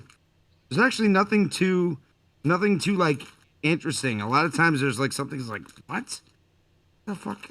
What is that? What the hell is that flavor? But there's caramel Hello Pandas and yeah, everything's pretty tame this time. Not that mysterious. That sounds fun. I like that kind of It's stuff. Hello Pandas. Oh, I love Hello Pandas. Yeah, it Oh, they're is. so good. Those are I've never had awesome. the caramel ones though. Me neither. I've done the chocolate and the strawberry ones. And I love the chocolate ones. They are so good. I love Asian snacks, honestly. Every time I've gone to Asian markets, Yeah, I in get general. way too much, like, I spend way too much money on Asian candy and, like, random Asian chips and stuff. It's like octopus chips. I'm like, I'll eat Right? that. That sounds awesome, you know? And I know what I'm eating a lot of times, but it's delicious at the very least. Yeah, I'm really sorry that for everybody out there, that the bit rate was dropping there pretty hard for a minute. It looks like it's stabilized at the moment. I have no idea. Usually we don't have issues with bitrate drop, but hopefully it stays stabilized. Thank you everybody for being patient. I really appreciate it. It's very weird that it's doing that. Ooh, actually, there's a chocolate in here, but it's got yeah. So this is from. This is okay. This is from the UK. Oh, I love UK Oh, chocolate. and Oh man. by the way, the Cheetos are actually from Israel, and so is the falafel. Ah, okay, that makes sense. That makes sense. Yeah, There's some website that I yeah, I found thought so. I'm like, recently weird. where you can get candy and snacks from all over the world. They just have like this database of snacks.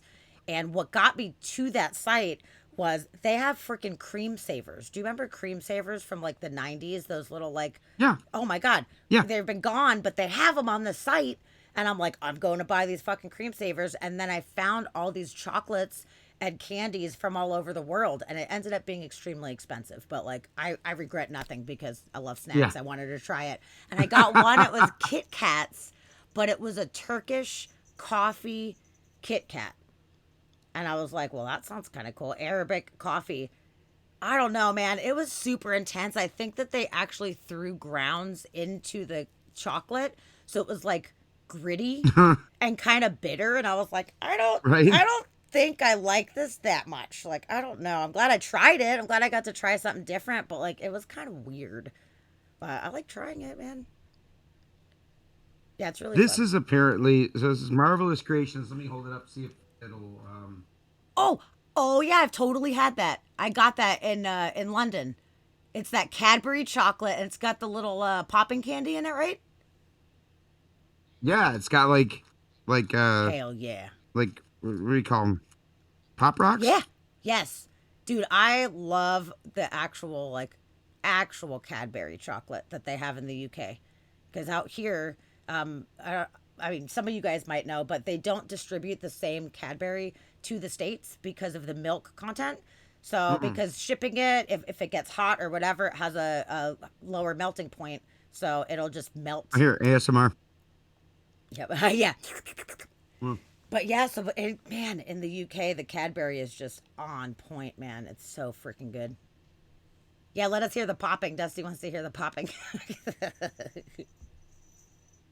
Let's see. I'm trying to like. It's very subtle. It's good, but like it's.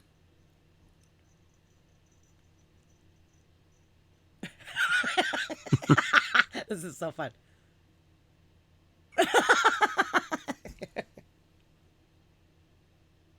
I can't hear it. You can't really Damn hear it. it. That's so funny. It is popping. Shayla, I agree. The Kit Kats from Japan are awesome too. That was great. That's so fun. Well, I'm glad I you got to like. try Yeah, something. they sent us. They sent us like some green tea ones that were So pretty good. crazy. I think The a couple months ago. coolest ones that I've had from There Japan, it is. they're oh, I was waiting. Damn. There's pudding flavored, and what you're supposed to do specifically with the pudding Kit Kats is you bake them in the toaster oven for like just a little bit, so it melts it a little bit, but you have your broiler on, so it bubbles the chocolate on the top. And I was like, okay, this is fucking weird. And I gotta tell you, it was the fucking best shit ever. I'm like, these Japanese people are weird as fuck, and I love it. Who would think to put Kit Kats in a fucking toaster oven, dude? They did, and I did the thing. It was fucking great. It was so fun. That sounds It delicious. Yeah, was. So, okay, so I'm there traveling, for it. Brazil, tell me some of the things that you guys did. Did you go in the Amazon?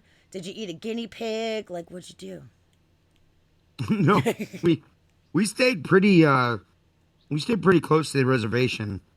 Um, but we were still in the jungle. I mean, like we were just outside of Florianopolis, um, which is like on the coast, and there was like a big lagoon where uh, we actually stayed with a uh, my I keep going back here in the story. We had exchange students growing up, a lot, kind of from like middle school through high school, and our first one, Carlos, was from Brazil, um, and so when we went, we got to stay with him and his Oh, family. that's so nice. Um, Awesome. yeah, It's cool that you had and exchange they students. That's fun. yeah, yeah. My mom actually worked for the company for a long time. AUSA, academic year in the United States of America, and um, we had yeah, a bunch of brothers and sisters for like 4, 6, 9 months, from Russia, from Peru, from Brazil, from Ukraine. Um, so That's so yeah, it was cool. it was we had a revolving door for like a good 5 years. Do you still keep in touch with some of the folks that you met? Yeah, yeah. Unfortunately, there's a few that I really haven't spoken to much at all. But we've sent messages here and there with Roman. One of the exchange students now lives with his wife and kids in Montreal. And we keep a lot more closer in contact with him. Cool. Um, and then like but then a couple of Russian students that we message once in a while. But yeah, unfortunately, we have not kept up with them very very closely. I think that's I don't really keep up with nice, anybody very though, when closely. I'm I'm people I'm the worst. are really. You're not so good with keeping tabs on folks. No, no, even worse now that I live out here in the middle of nowhere. It's just like me and my wife and my kid on top of a mountain, and like I think there's other people around. Is it But North Carolina that you live in? yeah, North Carolina. Okay. What yeah, out inspired near you Asheville. to live out there? Like, I'm not even sure where you're from, actually. Tell me the story, where you're from and how you ended up in North Carolina. Well, I'm from Buffalo. Uh, grew up there. Uh, did the whole uh, school through high school, college. Went to UB, University of Buffalo, and studied musical theater up there. Did some summers working in Virginia at uh, Busch Gardens, Oh, doing cool. shows there, and saw dueling pianos one summer. Was like maybe I could do that. Graduated, and a bar was opening up in Wilmington, North Carolina, which is on the other end of the state from where I am now, on the coast.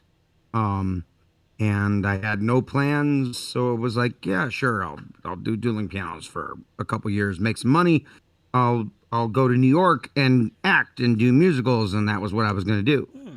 Hmm. But I got I got good at doing pianos. I started making money. I met my wife, or my future wife, um, and yeah, just got like, in the best way stuck there. Um, and I'm able to. Then there was started working in Myrtle Beach a little bit at a better club there. After I kind of outgrew the first place I started, and then was able to kind of start traveling up to DC and doing stuff up there too. Um, so um, so that's kind of how I ended up Interesting. in Okay. Wilmington. It was really just like there was a job, Okay. and I had nothing tying me down, and like there's Buffalo has come a long way, especially I think since I've left. Um, and there was nothing wrong with it other than like it didn't have a lot in the way of entertainment. And if you were gonna make money as an entertainer, there was less opportunities than any other bigger city.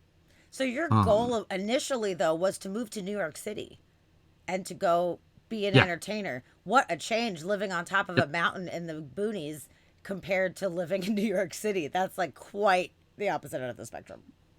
well, this way I can do it, and it was also, I mean, like I'm lucky enough to have progressed enough in my craft and what I do to be able to make a call and hop on a plane and have a gig. Um, like most gigs that I could have now, it's like you're gonna travel to it anyway, so you can basically travel from anywhere. I wish I were a little closer to a bigger airport, but Charlotte will kind of get me anywhere, like in one plane. Okay. That's So good. That's helpful. yeah. So like if I can just drive to Charlotte, then I can probably get anywhere, direct from there. How far is it to A lot of Charlotte from places where at you live least. right now? 2.5. Okay. So it's reasonable, but it's not too crazy. That's good. That's helpful. Yeah, it's not like super convenient. Like No. I can't get a ride to the airport. Also true. Um, Yep. Yep. So you have to pay to leave your I'm car gonna take there. my car and Yeah. yeah, I'm lucky. I live 12 minutes from the airport, from the Seattle airport. It's awesome.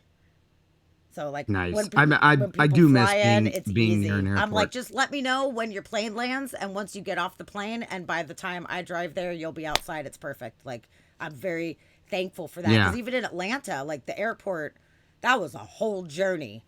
You have to go down to like scary ghetto yeah, region to get to the airport. Like there's no messing around with that one, so you have to plan that shit out. But here I'm like 12 minutes, easy peasy. It's awesome. yeah, Cool. yeah. Asheville's only about an hour, and you can get some decent flights from Asheville, but then you probably gotta like you're gonna connect through somewhere. So it's like if I personally, I would just rather go to drive to the hub and take one flight from there than go to a closer one and have to take two flights. So how do you feel about Switching traveling planes pisses me off. to play? Like do you enjoy the fact of having to like get on a plane or drive for 6 hours? Like do you like the fact that you get to make an adventure out of it or do you kind of wish that you had more places around you to make it more convenient? I mean, I don't mind the drive. Um, like I don't hate it. Obviously, I've been doing it for 10 years. Like, it's a little farther now. Now I'm like 8 hours away as opposed to 6.5. Damn. So, um, so yeah, like me and my left. I don't know. We left at like 10 o'clock, and we got there at like 6:30, 6:45. Like taking a few breaks. Um, it was a haul. So since that's a Um, consistent gig for you, why didn't you choose to move closer in some kind of capacity to that spot? Did you just want to be like where you are, where you found your house? You just love the area, so you sacrifice, or like, what's the deal with that? It's far. yeah, yeah, pretty much. And it had less to do with what I wanted, than with what my wife wanted. You're a nice guy. And and I'm like, well, I made her promise. I'm like, I told her like, at some point, you and I are going to live in a city. Like, even if we just keep this house and rent somewhere else, like for a little while, like we're going, get a year lease or something somewhere. I was like, we're doing that, and you're doing it with me. Like, Okay. as long as you Fair. understand that, then we can buy this house. Okay, so you But make compromises. That's I good. prefer, and I do like it. Like, um, I don't mind. But that's also what makes going, traveling for gigs good. Being able to go drive to Atlanta, and hang out with those guys for a weekend, Totally. and then come back here and be away from everybody. That's And good. Yeah. and certainly this year was the year to be out, in the middle of nowhere by yourself. You're right I mean, this about past that. couple of years, You're like, so right. For sure. That kind of worked out I'm well. fine. Yeah. I love that you go Um, hang out with Risky Biscuit and you go perform with those guys so often. I think it's so fantastic. You guys are such an amazing team together. It's too bad you don't live super closer to each other to be able to do stuff like that all the time, and playing gigs out and shit all is right, so dude, cool. 4 hours. 4 hours is nothing. And again, it's just a matter of the money being right, and give us a little bit of time. Like, the money's gonna get right. It's so great. Um, I'm, it doesn't take much now, especially if all I gotta do is show up. Like, bring a keyboard and just show up or something. Like, and I don't gotta bring, my whole fucking rig and all my speakers and all that shit. Like, Totally. um, because I'm old and crotchety and over that now. Like, I'm like, I'll do it. You got to pay me. And people are like, that's ridiculous. I'm like, I don't want to do it. Like, Yeah. How bad do you want me so, to do what I don't want to do? Like money right. talks. Yeah. Make me do it. And I'm like, okay, for that, I'll do it, so, No, but it's great with those guys. so They I have do, all I the do. gear. It's perfect. You just, like you said, bring your keyboard and rock it out. There you go. Yeah. Easy peasy. So Yeah. cool. Yeah. I really just got to show up. And 4 hours in a car, like, it goes like that for me. So, I mean, That's not bad. that's the, that's the shortest commute I've had in a decade. That's so great. I'm so glad that when you came out to visit them for the very first time, I happened to be out there visiting. What a cool I know. coincidence. That was fucking amazing. That was Yeah. perfect. Because I was like, Justin, I'm coming out. I'm fucking coming out. I'm doing it. And he's like, okay, that's cool. Of course you can stay with me. And then he looked at the calendar and was like, ooh, Danny's coming. And I'm like, he's coming? That's awesome. And he's like, you could stay with me these nights, but I'm like, it's okay. I have a million other friends, but like Justin's my best friend out there. So of course, that's who I would choose first and foremost to stay with. Yeah. But I ended up staying at Meredith's right next door. So it was perfect, and it was just so nice to get a chance to meet Right. ya and like get to hang out. We had a little Ben Folds sing along the first night. It was great. It was super good. Yeah.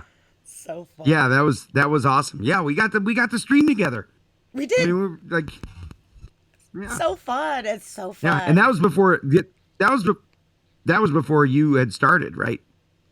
No, Or did you didn't start streaming until, I had started streaming about maybe 4 months, 3 or 4 months before then. So I had brought all my gear out and I did the Oh, you podcast. had? Yeah, yeah, because I actually did one episode with Logan, and then one episode with Justin on the podcast while I was out there in their studio, which was so fun. It was great. oh, okay. Right. It was pretty good. But I got to be on Cool. their stream with them, which was super fun too. So yeah, it was really nice. I'm glad I got to go out there and be a part of that. But meeting you was just like an extra bonus. That's so fun. Like how random, so random. Oh, for sure. That's the first time I met Rashad Yeah. too. I had never met Yeah. Rashad. I, That was fun. He's good people's man. He's yeah, good people. it has definitely saved my sanity. Um, being able to get out there and do that. I'm so glad. So as far as like when COVID hit and you had to just like lock down, how did you handle that like emotionally? I mean, it sounds like since you already live in a more remote area, that maybe that wasn't as bad. But since you are used to going out and playing gigs in person with people and getting like that feedback of people being stoked and like, how was that to have that just all of a sudden gone? Well, I think I mean it was good. uh like with streaming, I had I had something to occupy my mind 24/7. That's good. Like it I I threw I mean so this room that I'm in, we built. Um this was just like driveway, and Really? I yeah, because we moved in here, it would have been a year ago, like in September. So we've been here about a year and a half. First couple months, I streamed in the house, like through September, October. Um, and we knew that was not untenable. Like there was no good place to put me, and I desperately wanted my wife to have a space of her own. I have had a space of my own for as long as I've known her. Like I've built, I finished a garage to have a studio to like chill and do my own thing in and make music and be up late and make noise. Um, and she's had the 9 to 5 job and been, too tired to do anything fun, or even, didn't have a space where she could leave shit set up. So, she just didn't do much. So, I really want her to have a space, which she finally does for the first time now, and Oh, it's that's it's awesome. great. But um, I yeah, me and my brother-in-law, who was living here with us too. Um, he was kind of displaced, and we had just moved in here, and he needed work. So it was like, okay, look, let's build a studio. You and me, let's go. We got to get it before the snow flies. You got all the know-how. I'll pay you. You can live here with us. Um, and I'll buy all the materials, and I'll be the your other hand. That's So awesome. so Wow. me and him built this whole thing. Cool. So it's like Um, your yeah, pad. from Like you built it from scratch. How awesome is that? Have your own space like yeah, that. That's so rad. yeah. I'm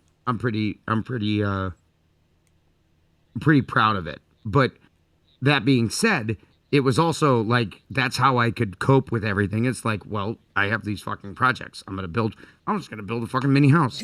All right, well That's now I'm gonna figure awesome. out how to stream. All right, I'm gonna tear everything down and put it back up. Like you just I just gave myself projects to do, and Lord knows, with the house there was so much to do too. Like I redid all the floors upstairs, and Wow.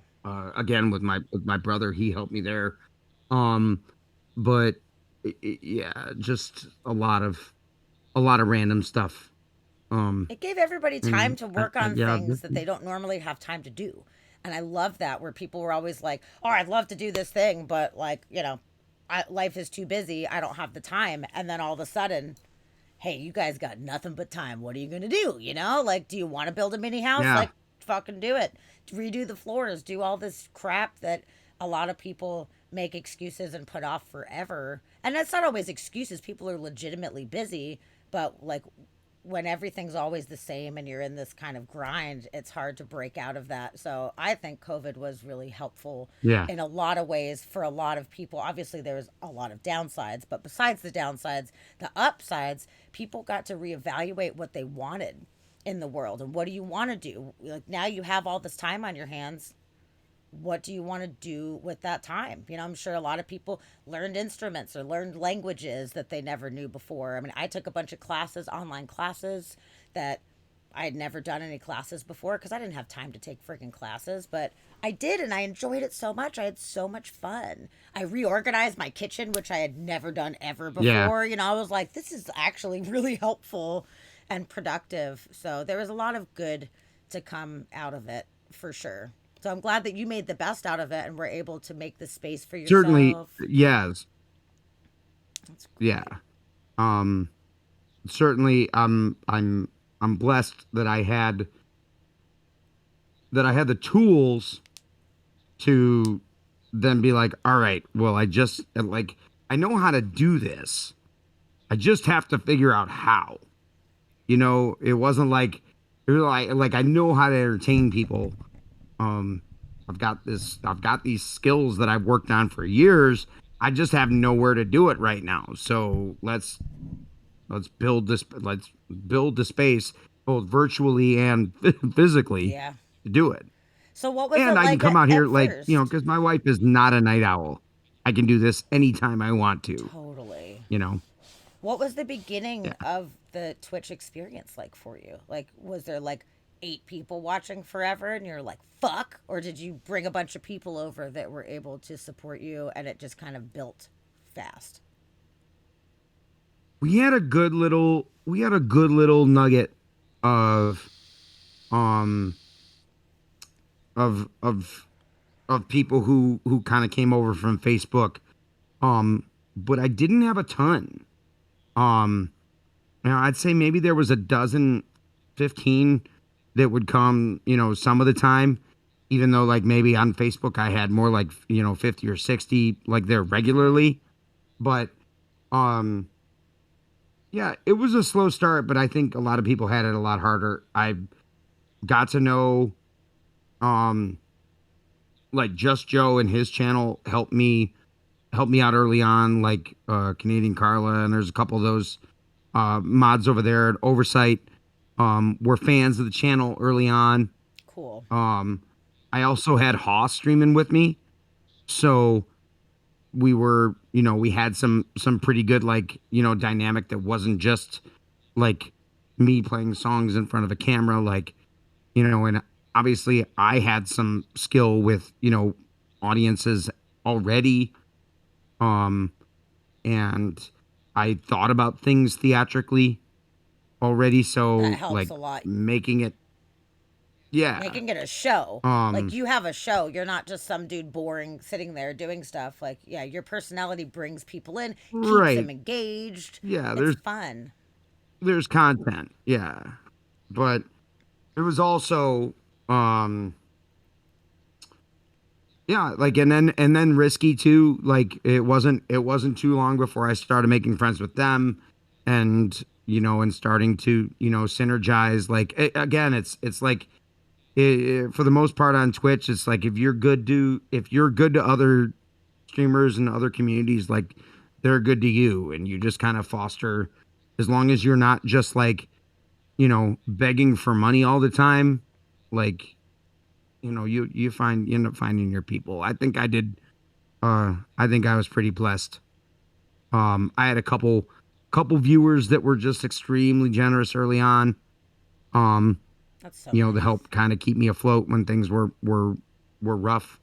And then I was moving, so it was like a good month stretch where I just really couldn't stream. And then I was set up in the house, which was, God, it was so rough. I was so packed into that little ass room, and nothing worked right, and I was stressed out because we were building this at the same time while I was streaming.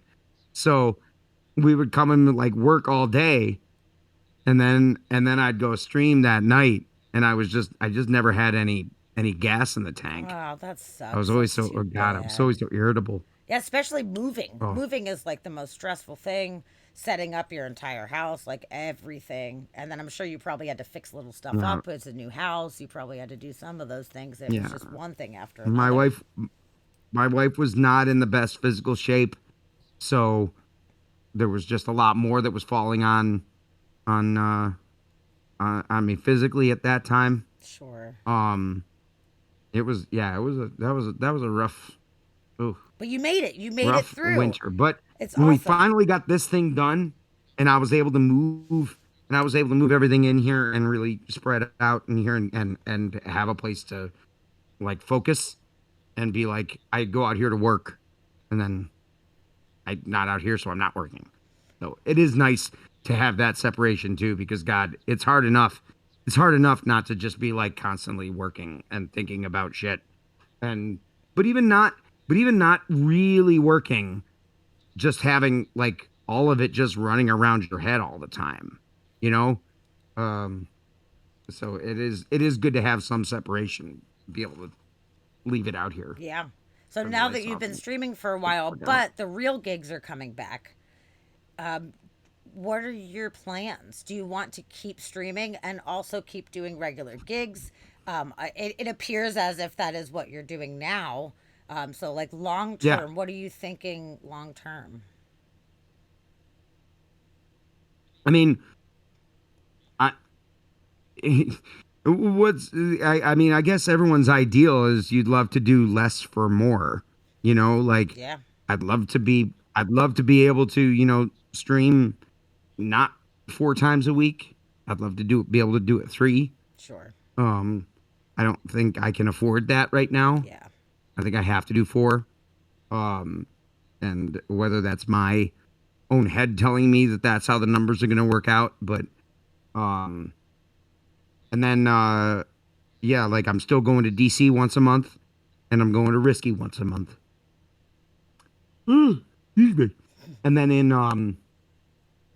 um in April, I'm actually going to Canada really. for like, yeah, I'm gonna go to Buffalo and see my dad, and then there's like the Feverish Lemons, the Mandevilles.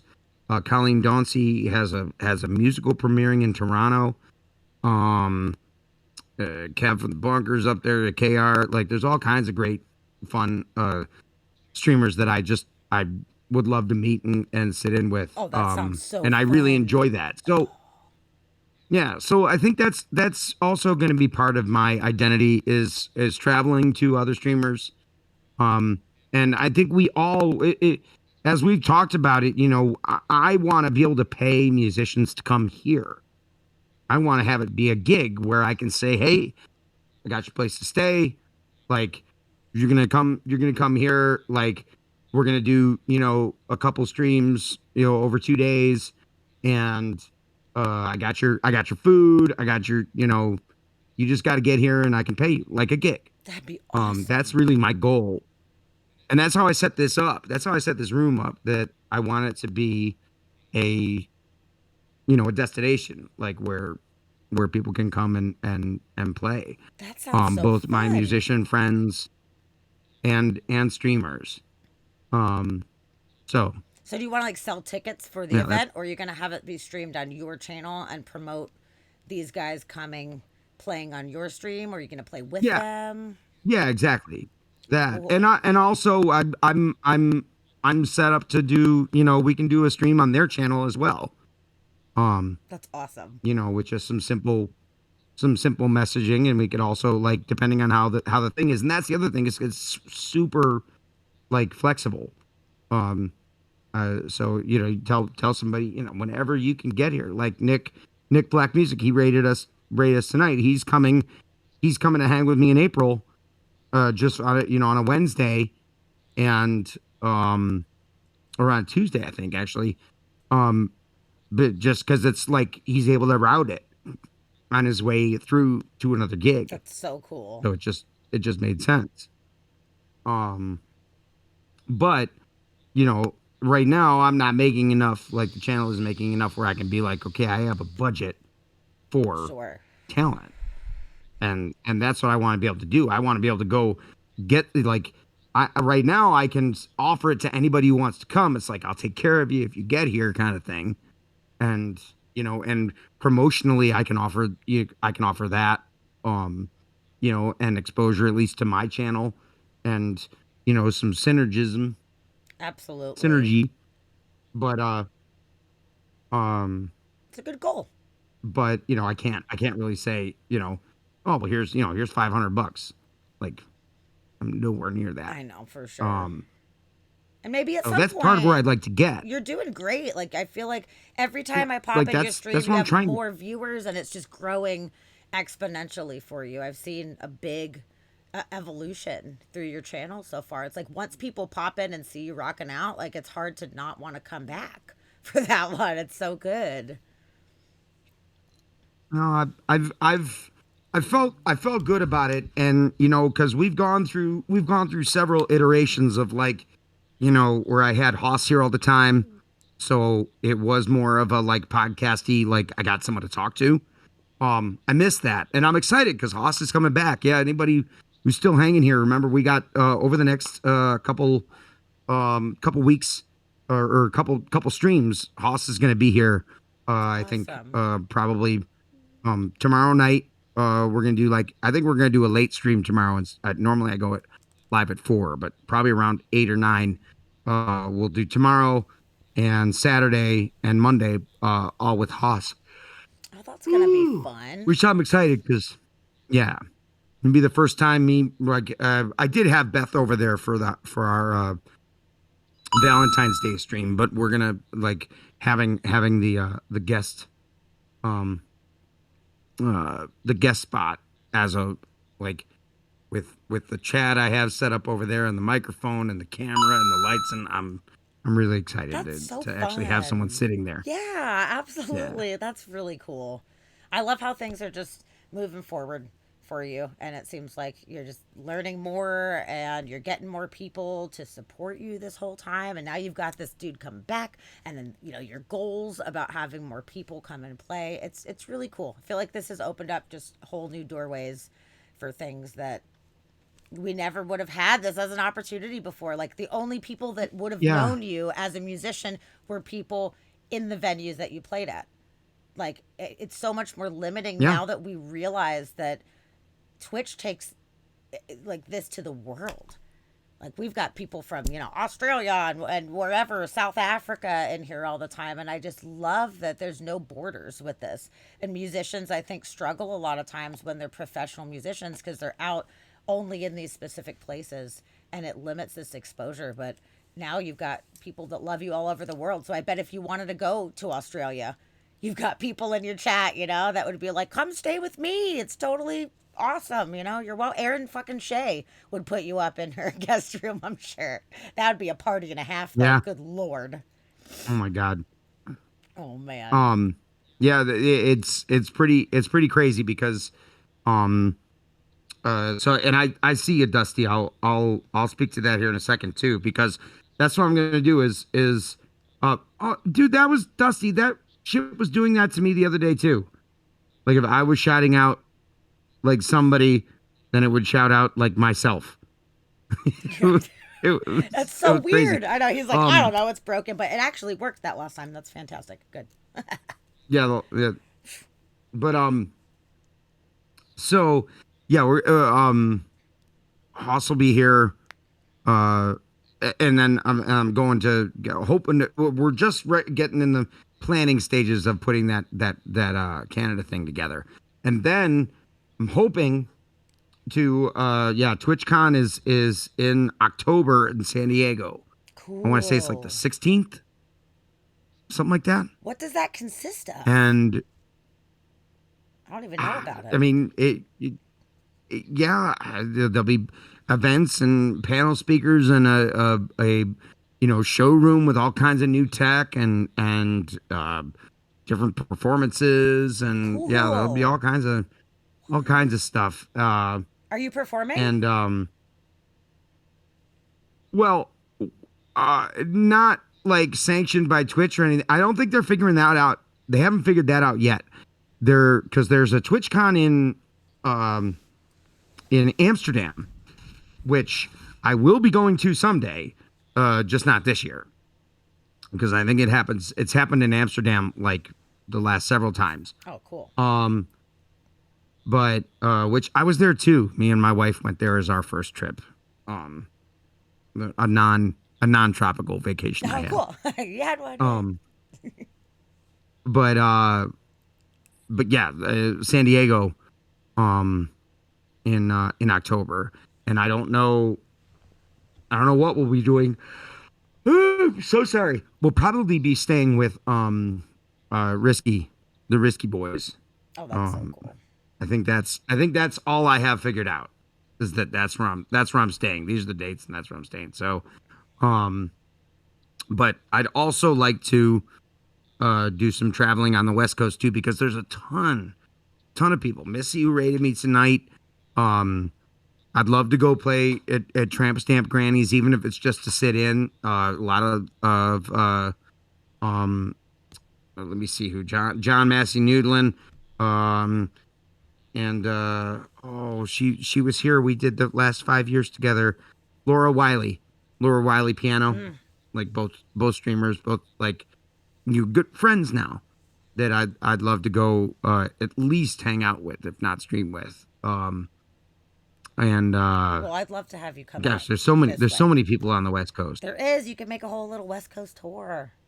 And of course, if you come to Seattle, you are always Yeah. welcome. You can stay with us. It'll be so fun. It'll be so good.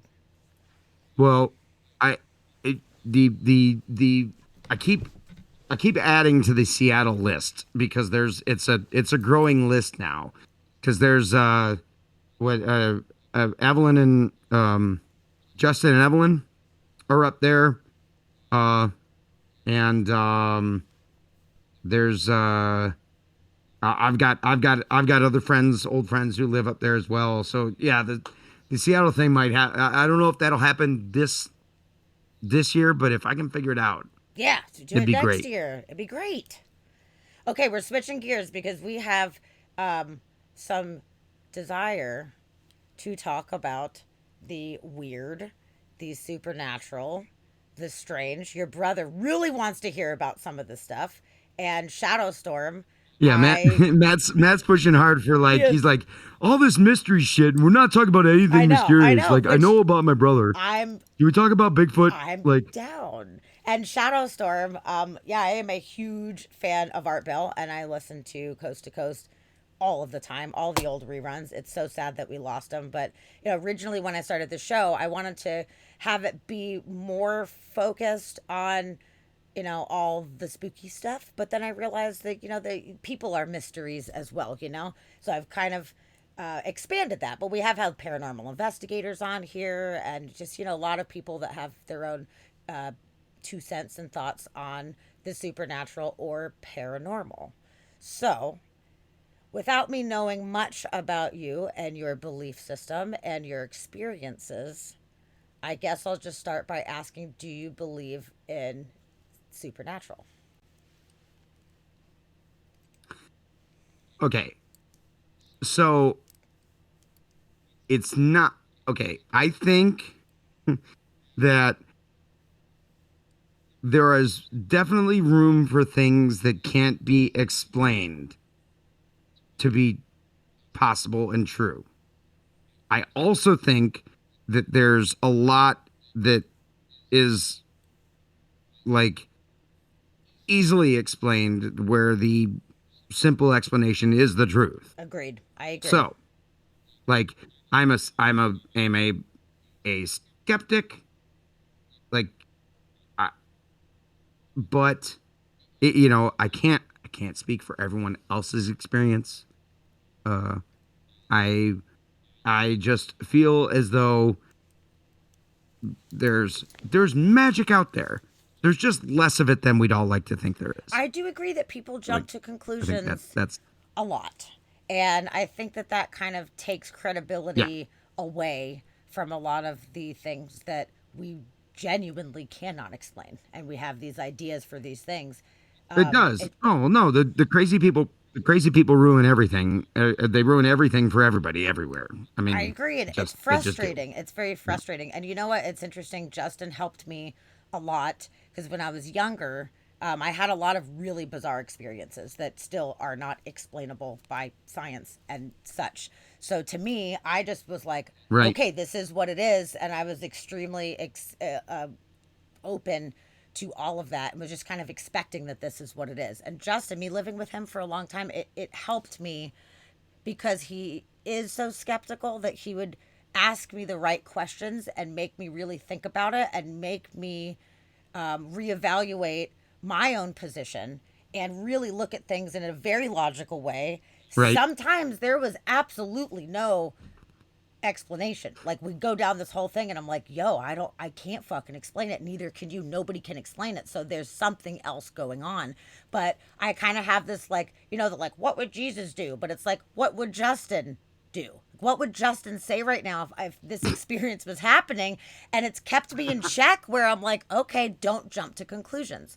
Don't be a jump to conclusions person, because that takes credibility away. So ever since I was in my early 20s, I've been extremely mindful about what you're talking about. Not just there's a bump in the night, it's definitely this. It's definitely a ghost because something fell in the shower in the middle of the night. Like, not necessarily the case. Although at times in my life, there's been times where I've seen something just move independently on its own.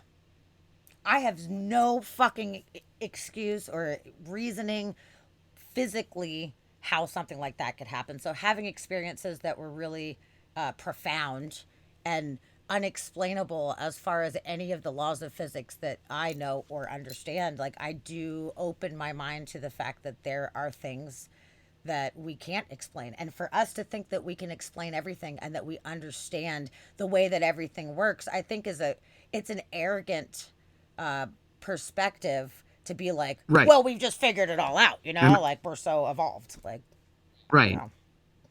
I agree with everything we have figured out. There's still so much more that we are just like, we think that's what's going on. Like, Yeah. we're going to treat it like it's true, but really, like we thought something totally different was going on 10 years ago. And now we all have agreed to like collectively forget that we ever thought that. Absolutely. And, Things change so you much. know, So I think a part I, of being open minded yeah, is not believing everything, but it's at least opening up to the possibilities and, I don't know, coming up with our own ideas of how it may work. I mean, that's how we figured out anything. Scientists have only figured out things by being like, I wonder if it's this. Let's try this. How about this? Let's try it from this way, So I think it's important for people right, to take some of these bizarre experiences and ask questions and try to come up with ideas, because maybe somebody has the right idea, maybe nobody does, and maybe it'll take time for us to figure it out. But there is some weird anomalous shit that happens that I just cannot explain. And I don't think every single person's experiences that have ever had a ghost story or have had an alien story, that they're all 100% false. Like, it's all just people making shit up. Like, I cannot believe that. So even if there's one, even if one of the yeah, stories is correct, then there's something to it. So I feel your position where you're not willing to just right. jump to things, but at the same time you recognize there's some weird shit going on and I cannot explain what the fuck is going on. So have you had any of your own experiences at all? Has there been any things that you have had personally that have made you question whether this is legitimate or not?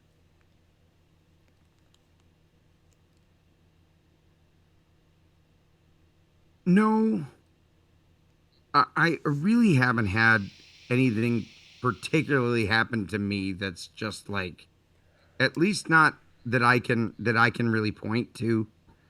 Um, That's fair.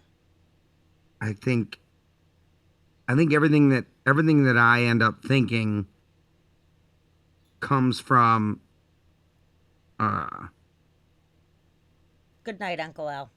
Sweet dreams. yeah, just go, oh, good night, Al. Um, yeah, I mean, like I had a lot of faith when I was younger. Um, and I've come to I'm not a very religious person as I used to be anymore. Um, I believe in the goodness of people. Uh, like I guess I don't really have a belief system of really anything codified. Humanist would maybe be the closest thing to it, but like um so yeah, no, I really don't have anything that has been like, oh well, yes, this has to be, Sure. or yeah.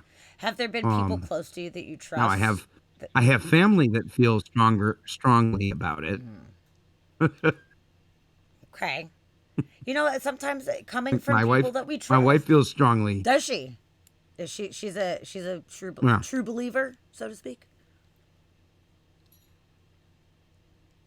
Well, she's had some experiences that have like there is no like I know that's what happened to me or this is and that we have agreed to not like harp on because I don't want to be like yo look you fucking crazy like this isn't a thing like I accept that that is her reality and that is what you know Sure. and I'm not gonna fight her and tell her what she saw Yeah. like how you know arrogant is that of me to to be like that but on the other hand it's like I'm still gonna think what I think and I was like I think it was a night terror or I don't think it was Sure, sure, sure, sure. You know, but there's a lot of options for sure. There's a lot of possibilities of how each thing could go, and the way that people perceive each situation that they have is unique only to them and how they've perceived it. And sure, some people might jump to conclusions. They might have some kind of false memories, or it could be a dream that is misinterpreted as real life. Like there's so many angles, and we can never know truly what's happening inside somebody's head and yeah what they felt or what they saw. I mean, I have physically felt like a hand on my shoulder before and turn around and nobody's there. You know, I know I physically felt it, but there's no way for me to share that experience with anybody. It was profound for me at the moment because I right legitimately thought somebody was behind me, like touching my shoulder, and right like there's no way for me to explain some of these things. So and the skeptic in me right what? Tell me what yeah and the skeptic is. skeptic in me immediately goes like well like what is somebody touching you like what is that actually happening well that is your brain interpreting a a that your body is receiving this impulse here so really is it that they're touching you it's like are they touching you if your brain doesn't tell you they're touching you well they're touching you but your brain doesn't like you know what I mean like so what's reality reality is what our brains decide for ourselves or what our brains decide to perceive It is so true. it's a collection of senses but so if you can sense something but it doesn't exist is it not real like yeah There there's a is. There whole rabbit is. hole There there for sure but for sure. I'm uh I tend to uh I don't know I definitely am at a more of a skeptic at heart but there's definitely room for the fantastic I like the and fact that you're for the open minded, at least to it, because I feel like when someone's like a true hardline skeptic, it's funny to me because I feel like it's almost the same as having an extreme belief in something because your belief that nothing exists besides this realm is the belief. You're like, I don't believe, people are like, I don't believe in right beliefs, but you are making a statement that you straight up do not believe that there's possibility. So I feel like it's limiting. So I honestly really appreciate your position where you're like, I yeah am more skeptical and I'm not going to, just assume that this is what it is. But, recognizing that there is definitely options and things that like we necessarily can't explain. And for any of us, like I was saying before, for any of us to be able to stand here and say like we are evolved humans and we have all of this technology and we have absolutely figured everything out is just absurd. Like we have not figured yeah everything that's out, man. what hubris We are learning more and more every day. And especially with the Hubble going up, with us having eyes into the actual universe, we are able to physically see what is out there when we had no idea. I mean, think about Galileo, just like a few well hundred years ago, yeah like shit is too big and that now and that's see the when you start getting into the universe especially that's where my like skepticism actually like turns it for the people who want to say that there's nothing it's like there's much better chances that this has happened somewhere else. Like the chances are far less that we are alone in this Yeah. vastness. That like we alone were the only thing that happened here. Like what a fucking like it's just so human for us to have that position I think it's very that silly. like Yes. that the universe, this giant, almost immeasurable thing, produced us, Only and us. we are the chosen like organism for our Oh, couple thousand of years like hanging out here. I totally You agree know, with you. like It's silly to me. that we that this is wow. You know, the universe. What this is it. Like no, like there's so much out there that we have no idea what's going on. Like there's other shit out there somewhere. Just we There's don't know. gotta Nobody's be. found each other I mean, yet. think about it. Think if you were like a Yeah. baby that was born in the middle of the forest and you just lived your life like a feral being in the middle of the fucking forest and there was no planes overhead or whatever. If you were just in the middle of nature, you might not have any idea that there's other humans out there or what they might look like or what they might wear. You know, if you're wearing like a loincloth made of fucking leaves, like you wouldn't even know what a hoodie is, you know, like everyone's experience is so limited to what it is that they see. So I think it's the same thing. Like I feel like the people that Right. are saying there's no possibility that there's any life out there, it's like you're just living in the woods, you know, like thinking like, well, there's no way this is all that there is. There's not. There's cities, there's planes, there's trains, there's all of this shit going on, you know, but just because you can't see it doesn't mean that it doesn't exist. Yeah. So there's too many possibilities Yeah. Or out that you there. can't perceive. You can't imagine it. You can't perceive it because it's that far outside Yeah. of what you've known. Yeah. Absolutely. And I Yeah. For totally sure. I get that, but I feel like it's a very egotistical view of just like we are humans and this just makes sense. This is it. Like the entire universe, which is vast as fuck, that we can't even comprehend how vast that it is. And if there is multiverse theory, then there's multiple different universes and it life was only created Yeah. Yeah. one time. That. Yeah. I don't know if that's the Yeah. case or not. I have a hard time. I have always had a hard time with that. Um. I don't know. And It's possible. And it's yeah, possible that it's not, you know, who the fuck knows? But I mean, highly unlikely. Like highly unlikely. I mean, I don't know, just thinking about it like objectively, like if there's, you know, Big Bang, boom, this is our universe, like what is outside of that? Is it possible that there's been multiple bangs in different spaces and just going on forever? Like it's possible. I have no proof of that in any way, you know, and I can't really say that I feel that it is or not true. It's just an interesting thought that, like, yeah, what is outside of the ship? What was the space before it expanded? Like, nobody fucking knows. These are the biggest questions, you know, that we're like, I don't know if we'll Yeah. ever know. What technology can we have that can give us these kind of answers? Like, I don't know if we have any. Maybe 1,000 years down the line, you know? Fuck. I don't know, but it's big questions. It's big Yeah. questions. If we don't kill ourselves first, Oh yeah, we totally maybe will. we'll figure it out. We totally fucking I will. like yeah. There's just no way we figure everything out before we kill ourselves. No, I mean we might have only until next fucking Tuesday. You know, you never know how much longer that we have. It doesn't look You know very the good, though. yeah. I've been reading a lot of science fiction lately, and I went through just recently. I read all the Expanse novels, um, which are there's a series on how much hey kitty Hi. there's a series on um Amazon, The Expanse, which is really good. Like I really enjoyed that.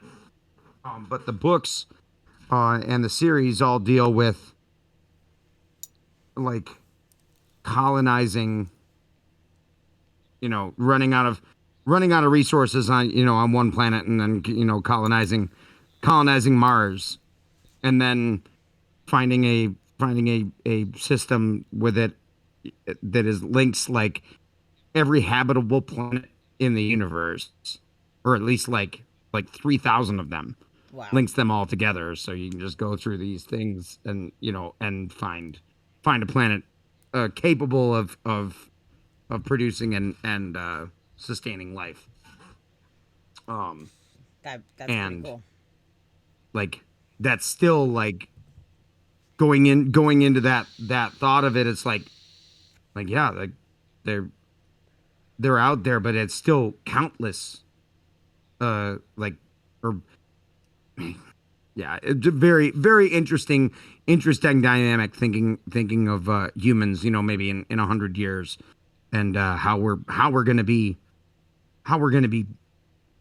you know dealing with things that we don't think are that big a problem because they don't hurt us that much right now. It's only But gonna exponentially get we're still going to be here crazier. in a couple hundred years, and the planet's going to look a lot different. It's gonna be It pretty really rough. is. Yep. I know we've like had these warnings for so long, like, hey, everybody get their shit together. And some people and some corporations and some countries have made efforts to try to be like mindful and aware of it.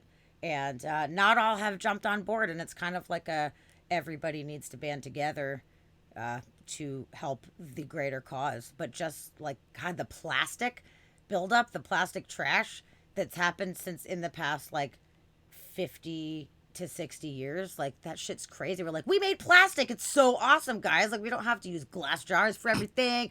We got this cool Yeah. shit called plastic. And now it's like, stop with the plastic. Oh my God. Oh my God. Too much plastic. Too much It plastic. doesn't. It it never goes away. Oh, it's fucked up. Like And styrofoam. Everyone it's was like, yeah, forever. styrofoam. This shit's light. It's easy to ship because it's so light and it's just like super cheap for everybody. Like styrofoam generation, you know? And I'm like, oh my God, what have you done?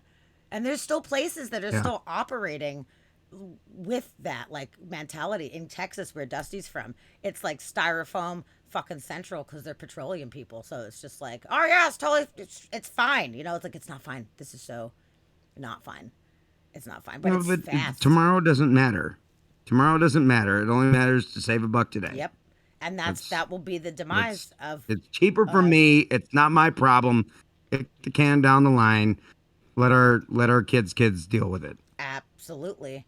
So yeah, what will it be like? I don't know. And if there are alien beings that are observing this world, God, I'm embarrassed. You know, it's like if you invite somebody over to your house or if they just show up unattended or unannounced, sorry, and your house is like a mess and you've got a bunch of shit and you're like, oh, I'm sorry. I'm so sorry. And you try to like clean up real fast, you know, like I wasn't expecting you. Like, I feel like that's what it is. If these aliens are checking it out or like, oh my God, like we should clean up real fast because we're not making a good impression. Like, are you guys like you guys are still like killing each other for like believing in different things?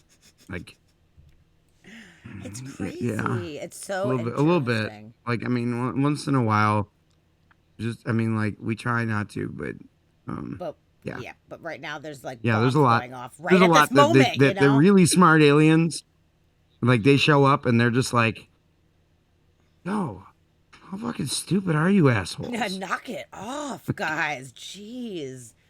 I know, man. I feel sad. But that will fix that because we'll just be like, we're not stupid. Fuck you. I know the Yeah. Mars attacks thing or whatever, you know? Now we're in a battle, you know? Like, I just think it's so funny. Humans think that they're so fucking evolved.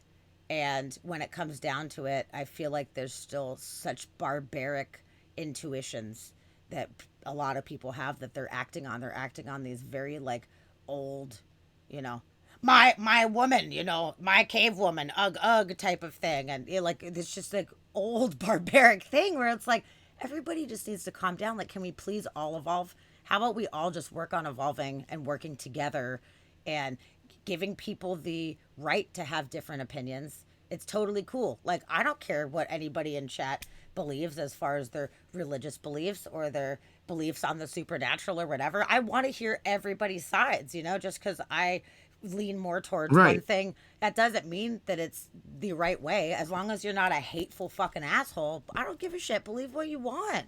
And I wish we could evolve towards that. I think that would be a better world that we could live in if people actually cared more about each other and respected each other. So I don't know if there are aliens out there and they're like checking us out. Like, I wonder what they are, what they're thinking right now. What are they Yeah. fucking thinking? Yeah. It's probably not good. Yeah. If they're like waiting, like if they're like, oh, we were gonna go check on them, but like, I don't know. I don't know about those guys. Like it's so noisy. Shit's blowing up all the time. Like, nah, we'll give him a while. Yeah, I'd probably be like, Give him a while. no, we're gonna go. Like, we're gonna find a cooler place to hang out because it's pretty crazy. But I don't know. There are a lot of sightings. There's been so many sightings over time, that I know that you're saying that you do, open the opportunity for other life out there. Do you feel that they have visited the planet? Like, do you feel like a lot of these sightings, that have happened over the years are legitimate? I I honestly have. Excuse me. I I I'd like to be like. I honestly don't even speak on it because I just have done so little like research as Sure, if that's fair. like there is definitely research to be done. Like there's also just a lot of like crap out there that just some Joe Schmo wrote and You're says right. it's true, but um it's hard to find peer reviewed UFO stuff, but um I agree with you that like that is not just collective insanity and just that there's too much that like all of it is bullshit. I agree. It's Even if not four it's percent of not it all isn't bullshit. bullshit, then that's 4%, or whatever. Like, That still it happened. Right. Right. I mean, there's been some really And intense so I sightings, so definitely it's hard to dismiss. yeah. Yeah. Yeah, I agree. And very, smart smart people who have not ever changed their story. You know, like who just this is what happened and if you don't want to believe it, fine. Even Like the Minister of Defense of the country of Canada, a bunch of years ago, came out, did a press conference type of thing. It's all on the internet, on YouTube or whatever. You can watch it if anybody's interested. But he came out with disclosure. And there was a bunch of other people that were a part of it as well. These are like military generals, highly decorated military personnel that have been in the military for 30, 40 years or whatever. And this is the Minister of Defense of the country. And these very like high clout people saying, hey, this is what we have been dealing with over time. We have kept it quiet to avoid panic, but we feel as humans that it is important that everybody is aware and knowledgeable of what it is that we are experiencing. We understand the United States doesn't feel comfortable coming out with it at that point, but we are taking the first step, in North America, basically, to say, no, these are highly documented situations that we have had. There's been military secrecy surrounding it for all of these years, and this is what we've experienced.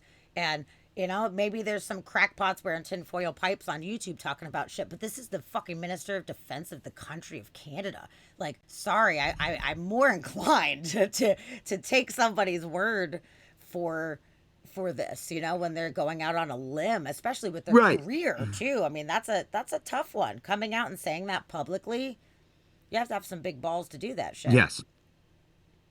Yeah. So I'm like, okay. Yeah, you got to figure that it's he's done some weighing in his head about Yeah. about whether or not this is to be said publicly. And like, yeah. But I think that Matt says the oh, go ahead. Pentagon has disclosed a lot just disclosed a lot of Yes, documents. absolutely.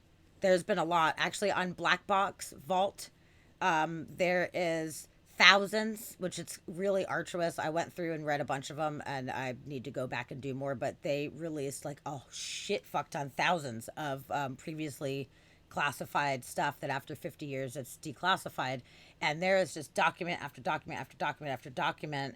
Some are more exciting than others, but they're all surrounding the UFO or alien contact or abductees or whatever. It's like thousands of them just on that one website. It's pretty crazy. And Wow. yeah, the Pentagon released video, like an actual video of a fighter jet, trying to elude some kind of mysterious object. And up until recent times, the government was like, "No, what are you talking about? Weather balloon? Fuck you! It's fucking weather balloons." Roswell, weather balloon. They were Right. really denying everything, but it seems like disclosure is rather than say no forever and then drop a gigantic bomb which admits that you lied to everybody bold faced the entire time. You start just like slowly introducing different things and you don't make it the biggest deal, so that way it just becomes kind of Right. accepted that like, oh yeah, they did tell us this, they told us this.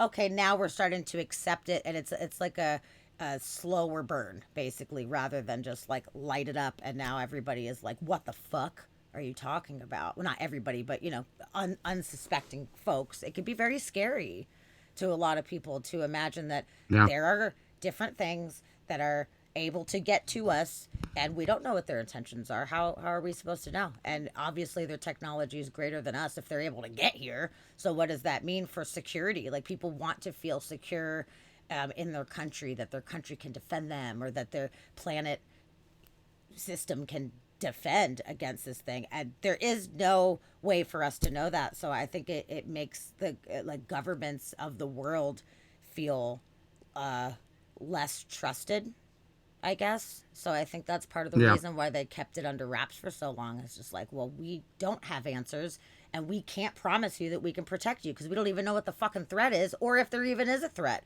So we just keep it quiet and keep rolling, and make it seem like people that believe in this stuff are like goofy crackpots, and just kind of like make the whole thing seem Yeah. silly so it's not scary. But then, like, at this point, like, there's shit coming out. Like, the Pentagon's actually admitted we do have a lot of files for things that we cannot explain.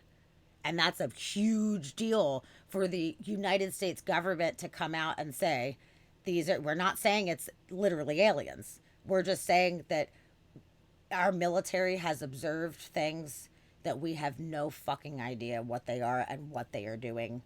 And, there it is. Believe what you will with this Man, information. and I tell you what, I've said all along, it's like those are the statements, whether it's coming from a government or a person, that like I my respect always grows for anyone who's able to say like that this is what happened, and or this is what happened, or this is the like that I don't get it. You know what I mean? That I don't have the answer to this. That that's like the definition of strength to me, like in a person. That if they're able to say like that, this escapes me and I need to work on this, or this is something that I do badly, or just that self-actualization. So like for the Pentagon to ever say like that we don't understand something, like you said, it's like that makes me respect anyone more, I because they're agree. just able to be like, this is the fucking reality. I The agree. reality is that happened and we're fucking confused. But I and completely and agree. just Like, letting y'all thank know, you we for we being are, we honest. we're confused about it.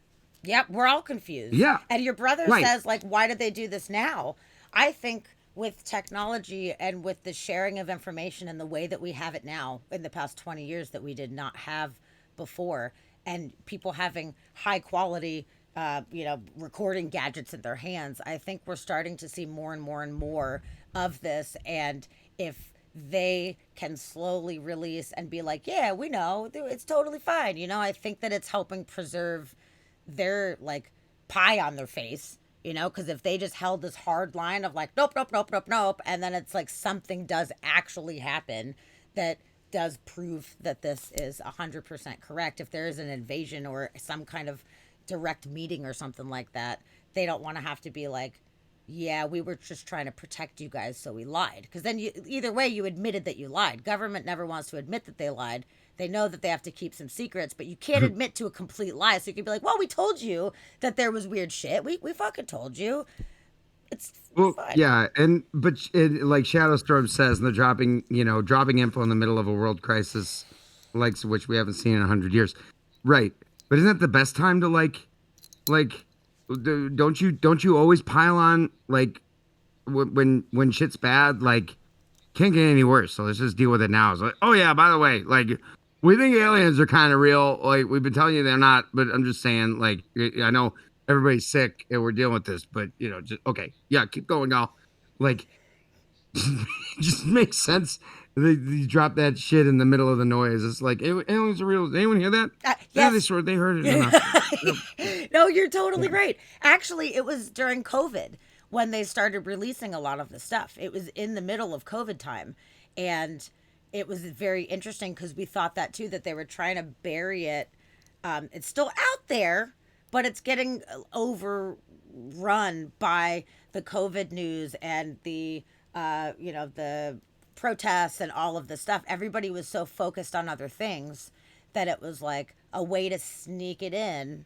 And the people like myself and Dusty who really are up to date, we try to stay up to date for the past however many years on any new things that come out as far as the subject matter. So Uh-huh. we were like, okay, we're paying attention because of some of the things that we follow. And we're like, holy shit, this is big news. Like, this isn't actually making like Yeah. headline type of thing. But CNN, I mean, they were like, Pentagon releases a UFO video and Pentagon says that we don't know what's going on. So that was actually on like a main news source, but it was like a quickie. It was just like a, this is Yeah, what we're I doing. saw that. I saw that story. It was a day, yeah, and then it was like, oh, then let's get back to the efficacy of this thing, and yeah, Yep. yeah. Absolutely. Um, It's weird. Christy Lou was like, I feel if aliens do exist, they have better things to do than rummage around in our buttholes. Just saying. Yeah. And and when I thought that, I was like, yeah, Christy, I really think the butthole thing speaks more to humans than aliens. And our it, obsession with buttholes and putting things in I it. wonder if I aliens mean, have that's what. buttholes. Like, did they eat normal food? Like, did they have alien buttholes? Well, look, every time I see I understand the aliens always come from an alien always is made in our image. Like we, as the creator, like are like, oh, these are the aliens. Like, or at least when they get boiled down, and they look very much like humans, only they have like big heads and big eyes. But I would tend to think that any life form developed like elsewhere would have very little to do with human physiology when it got to its advanced stage that it was, coming to see us Sure. where we haven't, where we don't know they exist. And then they suddenly show up. And these aliens are going to blow our minds and look nothing like they probably don't have legs. Like, their sense of taste may not be any, all these things that we just take for granted that like a living thing has. It's like, yeah, that's all biology on Earth. And yeah, it's true. Some of this shit works the same way, but like life probably found a whole nother way of going wherever that was. Yeah. I So mean, think about I think us we're gonna see them like 3,000 that. years in the future, theoretically, if we didn't destroy our fucking planet. What would humans, Yeah. what would we look like 3,000 years in the future? Like, would we have Right. longer fingers because we're holding technology things more or whatever? Like, who knows what kind of things would end up evolving. So, some of these And what creatures. and what are and what the pressures of the planet will force our bodies to do. Yep. Whether we fuck up the air and then the only people who survive, are the ones who develop, lungs that can deal with such and such or whatever. Um, and the interesting thing about the Expanse was that there was generations of people who had lived in zero G on space stations, and the what that zero G did to their bodies, and they were super tall, lanky, not very muscular, very elongated. Like it was obvious who was they called them belters. They knew who the belters were because they could see them, and the belters they had grown up and their bodies had become accustomed to that so much that they could not live on a planet, like, because the gravity was too much. Sure. Their bodies hadn't, like, would literally their hearts couldn't effectively pump blood under gravity. That's interesting, So actually. they come Even though planet that's side and just die. a story, but to think about like the imagery that people report a lot of times of alien beings, they are more stretched out and more skinny with longer limbs and stuff like that. So I don't know, just thinking about that, if they are zooming around the cosmos in zero gravity for a while, like maybe that actually has something to do with it. Maybe that writer was onto something because that's interesting. Yeah. They're not bulky. They're Right. not they're not like the fucking Yeah. Terminator coming over. I, Like, I love that Matt said basically all the bullshit I said, like, in one sentence. yeah, yeah, yeah, yeah. He's like, the fact that we make them humanoid in the first place is dumb. Yeah, that's basically what it took me 3 minutes to Yeah. say.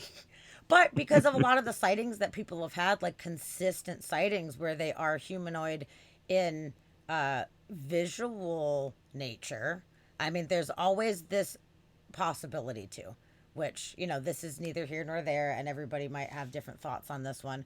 But, the fact that we might just be seeing a suit, it might not be their fucking skin and their eyeballs that we're seeing when people are having these experiences with the grays. I mean, maybe they are just energy utilizing the suit to physically exist on this planet and do these things. Who the fuck knows? Or maybe there's these weird Now, wrinkly fucking creatures inside. I mean, think about it. Like, okay, if some alien popped into the International Space Station and was flying around and someone's doing a spacewalk, you're gonna think a human looks like a fucking astronaut. Like, whoa, look at these humans. They're white. And they have these big right. globes over their head, like super weird. Like, what if, And one eye. yeah, Yeah. what if what we are seeing of these, like the grays that people see a lot, I mean, it could just be a fucking dude in a suit. Yeah. Yeah. And like how a way for their whatever the fuck they are, a way for us to understand it so that they can present it to us in a way that's like, all right, well, this isn't quite what they're used to, but it's closer though. Yeah, We don't want to freak them out here. totally. It Like, could be. It totally could be, man. and and if you think about it, if there are aliens, who are traversing the cosmos, you know, seeking out new life and introducing themselves, like, we're probably not the first ones they came in touch with.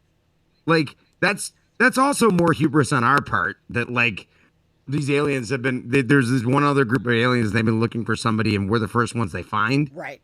If they're able to travel so far that they can do that, like, there's probably, like, they've like researched which planets are within Goldilocks, where life is more likely, and maybe, like, okay, well, we could go here and check this out. This is probably, that looks good, maybe, like, but like, yeah, they probably met some other dickhead race before and learned lessons from them too. Like, who knows? Like, That's the thing. Who knows? There's so many options out there. There's so many more believable options to me than there is nothing. Like, at this point, I can't even imagine that anybody could actually think that there's nothing. But, there's some people like Justin is like, doing the math and looking at the Drake equation, like, most likely, sure, I believe that there is the possibility of life elsewhere, but I hardline do not believe that they've ever made it to this planet, which I can understand both sides of that. So there are a lot of people that do believe in the existence, or at least the possibility, of these things, beings of whatever, but a lot of people don't think that they've been able to make it here, which I think is kind of funny too, because I'm like, why, just Yeah. because we can't make it other places in the galaxy or in the universe, like we have to assume that they don't have the technology to do Well, it? like, Like, I don't know. yeah, like how long is humanity's timeline? Like really? Like since we started writing shit down, and remembering, like how long it's not that long in the grand No. scheme of how long, how old this is. So, that being said, like, how many couple thousand of years would a civilization have to predate us to be like way more advanced You're right. in the millions of years? Like, like what? Fuck. If the dinosaurs had made it out, like, if they had evolved it and become, smarter and shit like that, like that was 6 million years ago. Yep, they could be shooting Like dino what lasers and shit. the Like, who knows? Who the fuck knows? right. But on another planet, like maybe that did happen. So like literally they've been doing that shit for millions of years now. And oh, but again, like a meteor and or themselves, or they didn't destroy themselves. That's another thing to think about. Like how many races do you think are out there that literally did what we're worried about doing to what Yeah, some of us are worried about doing to ourselves, but where they just, you know, they they grew and then fucking flamed out because they just, absolutely. Yeah, couldn't share, couldn't have any foresight past, and maybe that's just because, like, maybe that's because that's what life is so much like just trying to survive, and like all it can do is like grow into this amazing thing only to burn out. Like how many other planets did that happen you're on right. already? It could have been countless amounts. Yeah, that had entire evolution timescales and then just fucked it up for whatever reason. Like, oh, did they come up with nukes too? Did you guys figure that out? Because yeah, it probably didn't work out so well in the end. Great, you poisoned all your oceans.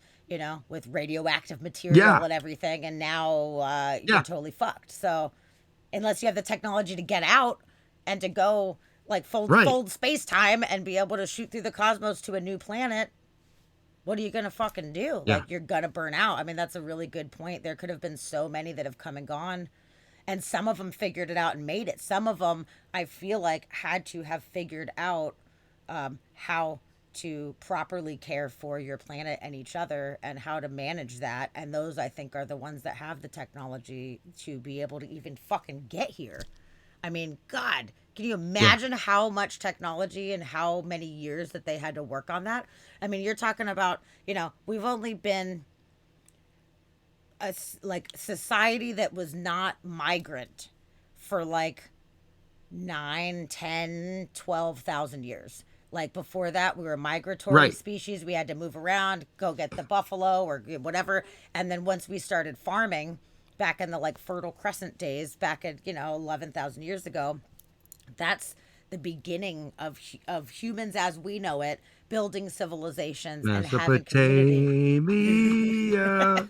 Yeah. It's so interesting that was not that long ago, for Christ's sake. 10,000 years ago, that was nothing. Right. And that's what I mean is like, like the fact that okay, so there are, like, let's just say, like, of the vastness of the universe, there is another race or something that has come up. But like to think that like somehow our timelines lined up, that like they figured it out like within like 5 years of what we did, like like no, like we're talking about swaths of time, for things to happen and evolve. Now, I mean, I guess everything came.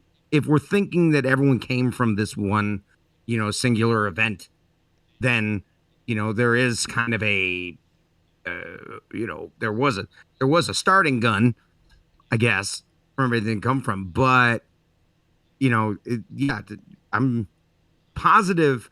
I'm positive there are no. I'm not. What am I positive?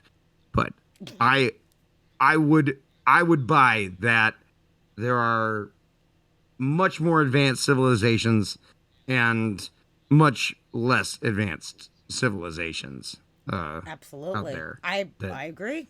yeah. And the fact is, it's so funny But because how many? if we think about, okay, so we got like 10,000 years, let's say, since we've been like, okay, we are like, colonizing humans or whatever, But which how much? is what?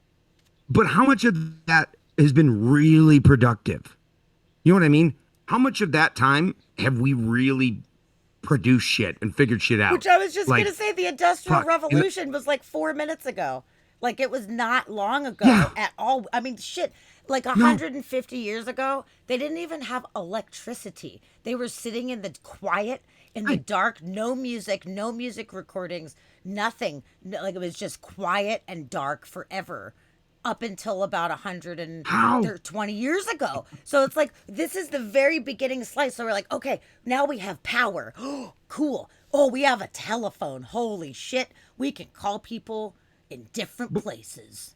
but the time in between those giant leaps was long. Like shit took a long time, and now it's moving ever faster. Yep.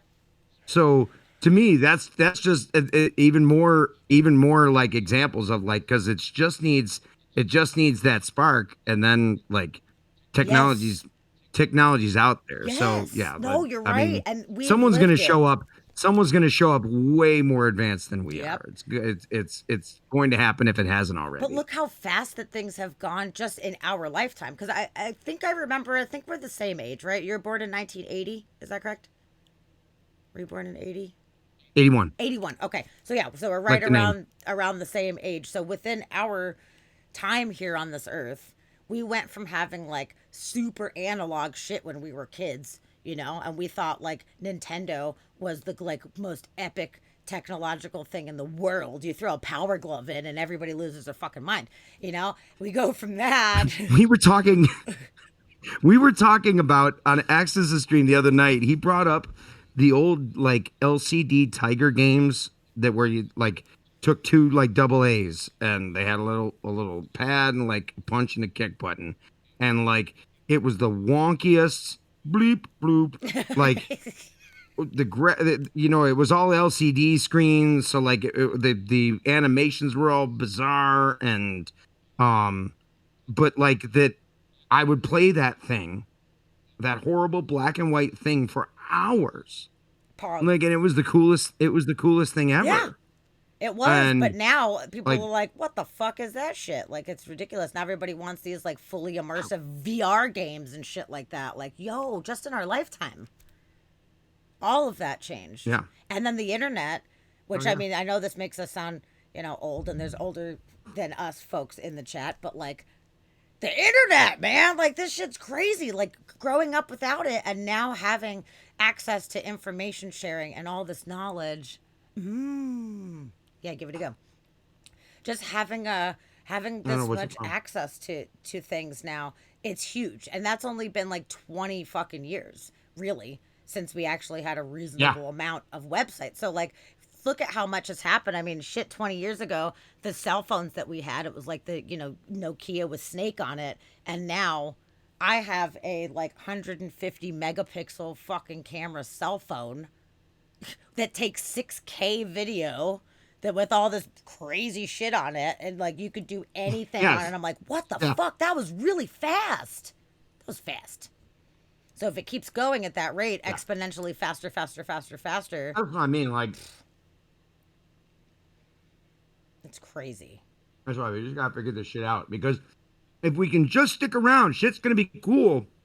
If we don't just burn it all down before we get there, I know. That's the goal. it'd be really cool. I feel like we have Energy independence, but speaking free energy of, for everybody. yes, Tesla for life. But you know what? Honestly, talking about how fast things evolve and change, there's been this huge evolution that has happened in such a short time. So a lot of the older generation that exists right now, they are in a completely different mindset. I mean, they, were kids in the 30s, 40s, 50s, the old folks. Some of the people that are running this country and running the world, they are operating from a way different mindset. They were born and raised in a totally different time. You know, some people remember my mom, for example. My mom remembers during her high school senior year, she was allowed for the first time to wear pants at her public school. Okay, pants. My mother remembers what it was like for a woman to be able to fucking wear pants, and you were expected to wear pantyhose and office, like, just as an example of like these people that are older, they are coming from a way different place. So like once we move past the older mentality and the average people have always been existing in this new version of the world, I think that maybe there will be some kind of positive change to come. I feel like right now we need younger world leaders. I think it would help us to have a fresher Well, perspective. I know we don't get into you don't like to get into politics too much here, and nor do I want to talk politics either. But um, but term limits would help with that. Yeah. Yeah. Yep. keeping keeping people Agreed. maybe Agreed. No, I a little bit 100%. younger Yeah, especially instead with of Supreme Court and everything. Like, yo, like, what the fuck? petrifying. Yes. It's like, You oh, know, once you have this position, it's yours forever. Like, maybe not oh, Angel, so great minds. much, you know? Yeah, I think the term limits My are brother good. just said, anyone read any Ray Kurzweil? Mm-mm. I have not. Have you? No. Age of Spiritual Machines. That sounds interesting, though. That's an interesting Yeah, concept, though. Wow. if we just stay alive. Yeah, can we just make it a few more fucking years, man? Like, can we please just hang on? I don't know. Maynard said learn to swim, and that's the thing that, like, I hate to say it, but we're going to have to learn to swim. We're going to have to figure out ways to evolve to survive a lot of this stuff, and I think it's going to mean people moving from a lot of different areas because, like, think about places in like Saudi Arabia. Like, people have lived there generation after generation after generation in these little villages and shit like that. It is Yeah. getting 128 No, the degrees. coasts coasts are gonna get Coasts are fucked. gonna get fucked. Yep. So Fucked. people are gonna have to be moving No inland. one no one like Yep. I mean, like we were talking about sunken cities earlier. There are so many cities especially in the Mediterranean and in the Caribbean and stuff, that were coastal cities back in the day. There's Egyptian ones. There's Greek cities and stuff like that that were legitimate places for a long time. And then when the water levels rose just a little bit, they're fucking gone. So it's not like this hasn't happened before. It's not like we haven't seen the effects of sea level right. rise and stuff. Like, it's happening. Who's gonna make it? There's just more of us. There's just more of us. And that's why like I mean, I agree that shit seems really bad right now, but A, we we insist on telling each other what's bad like everywhere at all times. We insist on it as a world. Everyone is we you didn't know what the fuck was happening, like you said, when you live in the middle of nowhere. Your sphere of what you perceive, what is possible, what might be going on elsewhere is very small.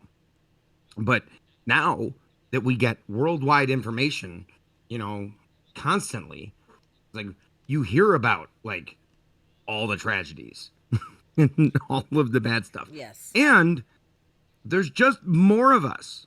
Like, there are a lot more of us than there were 100 years ago. I mean, can someone give me a number as to how many people are on the planet now compared to like I 1920? think there's about Like what? 7.3, I think, right now. It's almost doubled in our lifetime. Not quite, but it's almost doubled within our That's lifetime. mind-boggling. I know. In our lifetime. So in the past 40 years, you're Yeah. saying like it's Yes. doubled. Yes, I'm literally saying that. It is almost completely doubled. Right. Shy a little bit, but close to fuck enough, And if we just keep going at this rate, my God, it's gonna be insane to see if we keep going at this speed. But you know what? One thing that I have to say I am glad for is that we aren't reproducing at the same speed in which we were in the fucking 50s and 60s and shit, because a lot of people are now Right. choosing to not have. Oh, 7.9. Which Okay. for some reason that's wrong. I don't know. I don't understand the people who feel like that, but like it's like, look, there's enough of us here that only the people who want to have kids can Yes. have Oh my God. kids. Like we're Yes. not. I We don't know. need. We don't need to. We don't need to fill up like the Yes. thing. Like just because like that relationship is not gonna like produce kids, it's like good, fine. Who cares? Like we don't need any So more. fucking look. We have enough. Yes. And I mean, there's a million I different reasons for Bill that Bill argument. Burr What about? Bill Burr, we got it, like he does a whole bit where he's talking about, oh, this price is really exploding. He's like, no, fucking people are fucking, and then we're building more shit because there's more people fucking. Like, stop making that guy. We don't need any more of that guy. We got enough of that guy. That's so funny.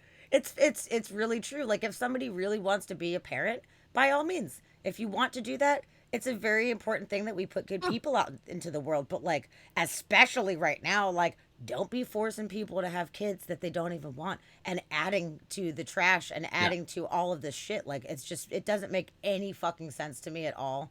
Like pro life, and I'm like, we're all gonna drown under everyone's shit. Stop saying if you care about our lives that are here right now. We need to tone it back. So if people don't want to do that job, it's an important job. Don't do the fucking job. We need to tone it back. I mean, me and Dusty were, of the mindset we are not reproducing, and I'm happy to not Uh-huh. contribute to it. But I really honor the parents of the world that are putting this so much energy into hopefully making good people to make the world a better place. Like we both have important jobs. It's important that we don't add to it, and it's important Yeah. that you fucking add a good person to it.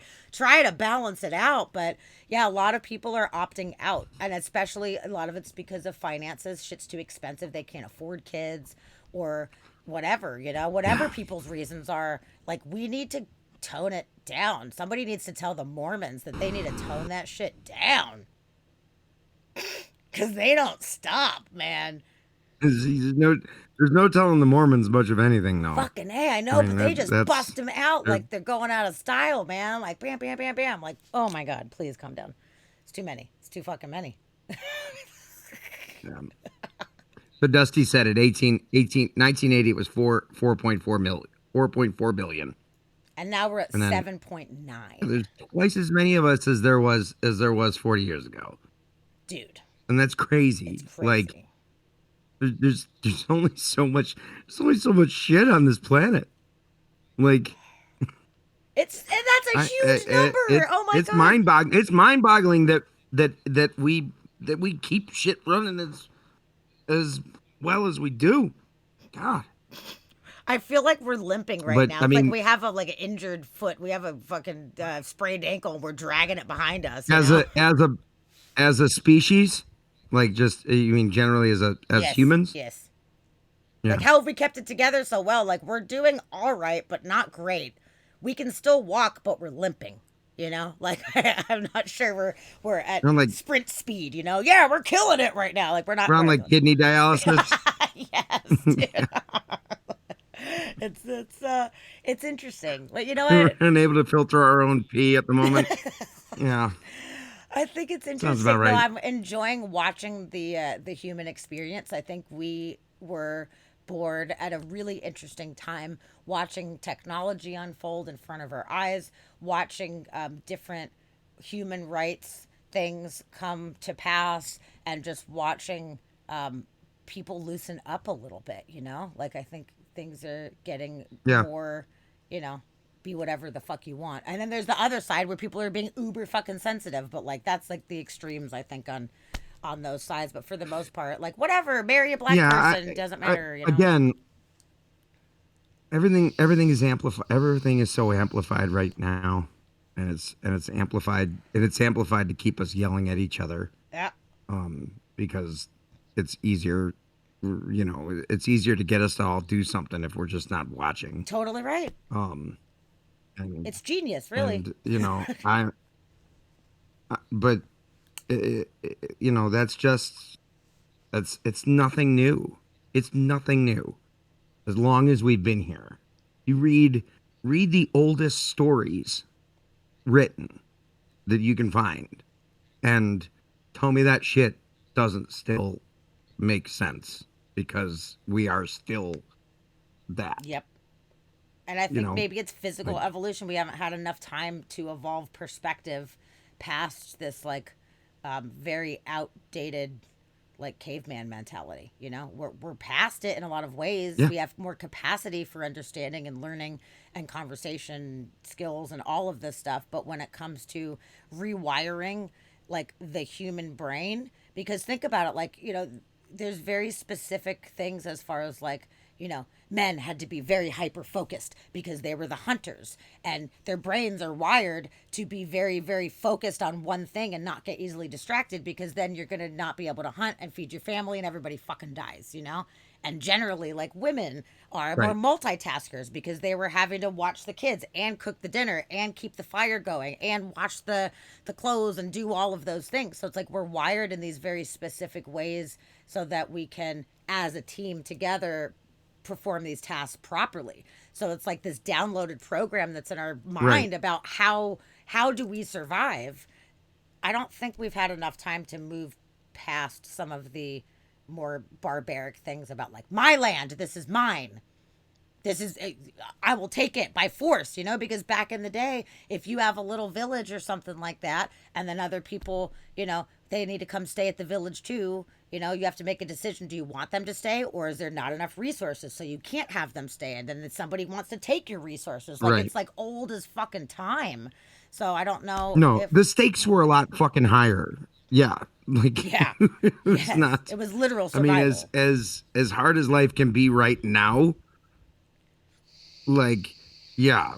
Yeah, there was I mean, albeit there, no one had to remember to do their car registration, but nobody had to deal with the DMV. That's its own problem. But Yeah. uh like shit was real, and shit was, survive. And yeah, we some of our baser instincts definitely still are there, and they don't need to be. Yep. So I think that there's, um there's a change happening. I think but that with the new generations, especially, there's a shift in perspective, which I'm hoping will do some good for us as we move forward. I don't think it's going to be quick enough or enough to yeah. actually save us all, to be totally, completely honest. But I think that maybe it'll make it less I mean, shitty. we're all gonna We're die, all going but to fucking die.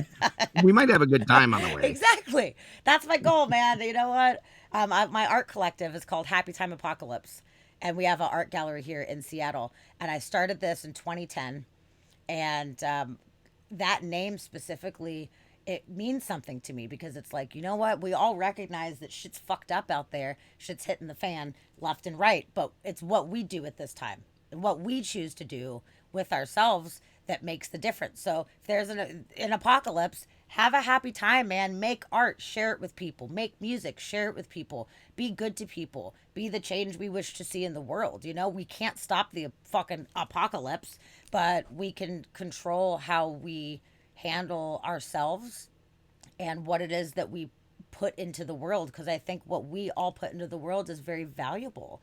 It's really important, even just something as silly as like, Twitch streams. Like, I think it's amazing. It's not silly at all, because we're connecting with people and we're giving people a sense of joy and a sense of Yeah. community, and we're able to have that human connection. And that, I think, is what the fuck it is all about. We'll never stop bad guys from being bad guys. We're never going to stop people from, being barbaric and trying to attack each other. But, I can't stop that. So let's just have a good time. That's what I can do. I want to travel the world. I want to see the world. I want to make friends along the way. I want to make the world a good fucking place, at least in my environment. And I think that if we all just try to see it like that, I think we'd all have a better experience. That's what I think. Okay, we've got Matt has a long comment. Let's just say, for the sake of argument, that we've seen an uptick in certain segment of ideology that we all, as a world, agreed should not be allowed to continue. If they were to become louder and louder, is it not time to shout back at them? I think that that's the trouble we're in with the live and let live premise. I mean, I think that there are fighters and there's healers. And I think both of them are equally as valid and important. So yes, I think the fighters and the warriors shout from the top of a fucking mountain, go out, fucking, do what you have to do. Those people that feel like that's their purpose, that they want to change things in that kind of way, it's absolutely important and valid. But not everybody has that role. Some people have the more healer role, which is those of us that put out And goodness. I think that's, yeah, I think that is important to note for both sides, to know, or both for both aspects of that side. You know what I mean? Or the side, like the good fight, whatever, like however you want to frame it. But that it's not, it can't be all one or the other. That it's got to be, you know, like you said, with the gifts you're given. And I mean, I do think there's something to not saying, you just roll over, but you can't. The healers also can't look at the fighters and go like being like, you can't do it this way. Yeah, Like it's a combined effort. I agree. It's got to be. But you think about it, if every single person physically went and was in battle, like, there will be no nurses and doctors to treat the wounded from all of that. Like, people are useful in different arenas, and I think that each person is individual in such a way that we kind of know which role is more appropriate for us. And some people just opt out, man. And I think that that's their right to opt out as well. To just kind of be neutral and not want to deal with it. It's not my favorite position necessarily, but I understand that, some people just don't have the strength in either of those arenas to be able to hold it together for others, and sometimes it's just they just need to figure out how to live, and they just got to do their thing, and they can't pay attention to all this stuff. They're not going to go fight the good fight, and they're not really emotionally available enough to be able to help others too. So whatever everybody's role is, Yeah. man, go for it. But we do need the warriors, but we also do need the people, like, you know it sounds kind of shitty, but like the court jesters, like shit's going crazy and there's wars and they have this guy that comes and juggles and, sings songs and stuff like that. But it makes people feel better. It kind of brings people out of, yeah, we're the fucking jesters. But I think that it's a very important role, is to give entertainment and fun in a crazy world and a crazy scenario. I think that it's very valid, personally. Yeah. Yeah. No, I definitely struggle with the like, especially being a cover artist. Um, someone who almost exclusively plays other people's music, like, struggle with the identity of like, the fuck am I doing? What am I giving back to anyone? Like, in this, I'm just regurgitating other people's art. I can And understand feeling but like that, but people want to hear that. Like a lot of people, they go out to a bar, yeah, I know, they and don't I'm want not to looking hear for. it. I'm not. Yeah, I. Right. No, they certainly don't want to hear what I wrote. And that They sucks. want to I hear shit I that they hate knew. that. Exactly. They Well, want to hear the so journey. this, It's yeah, fucking human the nature. movie, the movie that I did, um, it's by no means Shakespeare, but like, there's a couple lines where this guy's meeting with the um. So I did it. Did I tell you I did a movie? Um, No. What? like it was years ago. It still hasn't been released. God willing, in the next couple months it'll actually come out.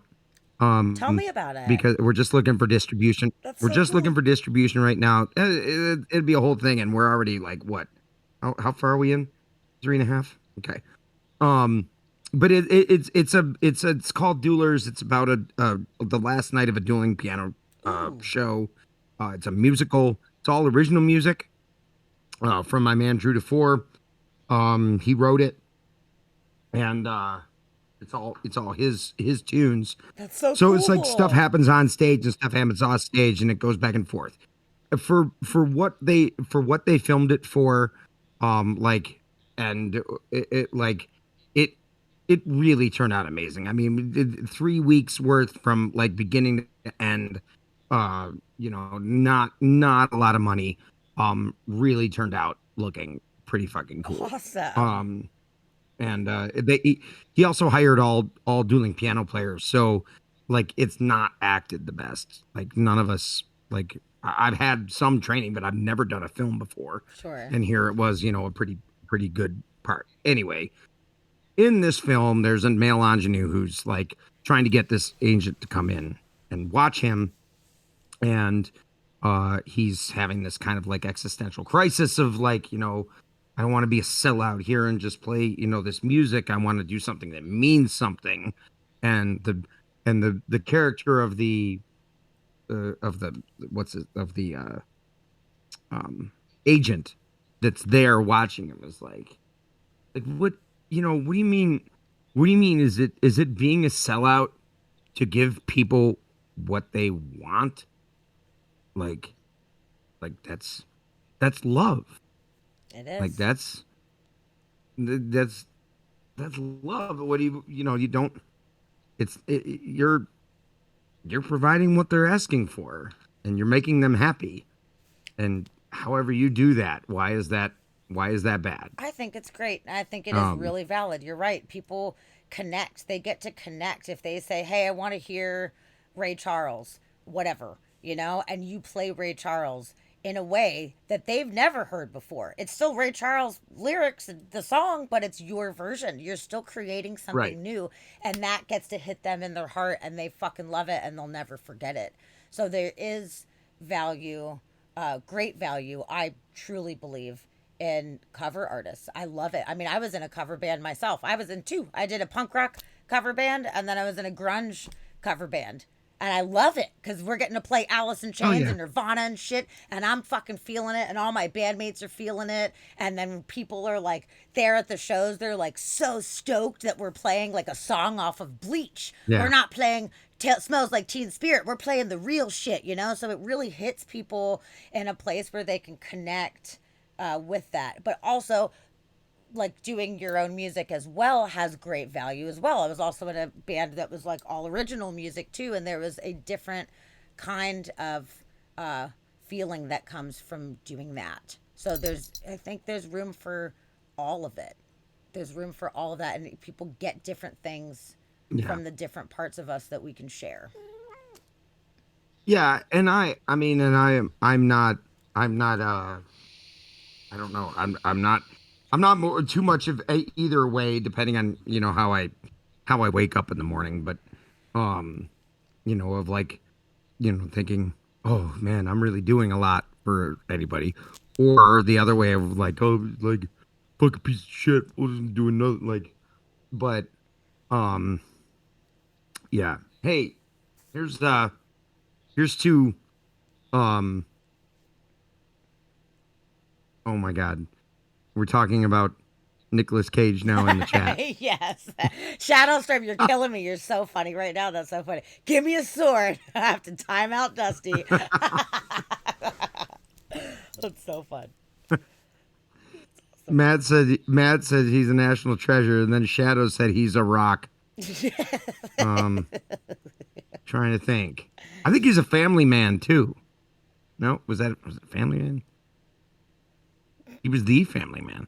I don't know. Apparently he's a Here, goth now. the, Did you hear his statement where he's like, I'm so goth. Like he Nicolas Cage came out and said, "Yeah, I like the dark stuff. I'm a goth." And we're like, "Okay, that's cool. I guess." I don't I'm a think goth. Yeah, he literally like that was like a quote that he put out recently.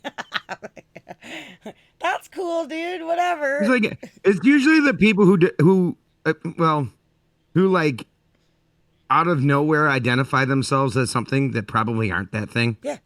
Like That's so it's always the people who tell me that they're like really good at singing that I know they're not that good at singing. And the professionals who, do it for a living, like don't lead with that, Sure. with being good at it or something. Yeah, like who are you trying to convince?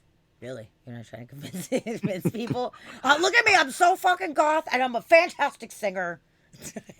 Praise me. Yeah, like, okay. So goth. It was funny. Being a ghostwriter doesn't make you goth. Road Tripper doesn't want to face off with him. That was pretty good, Road Tripper. That movie was just fucking ridiculous. Face Off. Oh my god. Oh man. I don't know. With Nicolas Cage. Well, that was like Travolta's like, ooh, he can play a bad guy. Like, so weird, dude. It would soak in. I see, but then now they've switched. Yeah. Fucking Nicolas Cage I gotta is not admit, great. I think I loved that movie when it first came out. I think I was definitely a fan. I haven't seen it since it first came out, so I don't really remember too much. I would actually. No, not that's why mind I was a going fan back. then. Yeah. I wonder. Yeah. I wonder in any way how it is, because what was it? I don't know, 96 or something like that. It was so fucking long ago.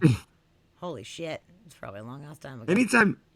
Anytime anyone talks about Nicolas Cage now, the only thing I can think of is, and this is because I've watched it too much, is a fucking Community, where Abed does a whole book like report on Nicolas Cage, and he gets too into it and like ends up like freaking out in front of the class as he's giving this presentation, like basically like turns into this mutated like crazy Nicolas Cage like possessed dude. I'm a cat. I'm a sexy cat. Like it's Nicolas freaking Cage, okay? I don't know how he is every as time famous. I hear Cage. How did he get that famous? Like, I don't hate him. He's just obviously not a fantastic actor, but now he's like this cult following guy. So that's the class, I believe. The class that they're doing. Yeah, I'm a sexy cat. The class that they're doing is Nicolas Cage a good actor or not?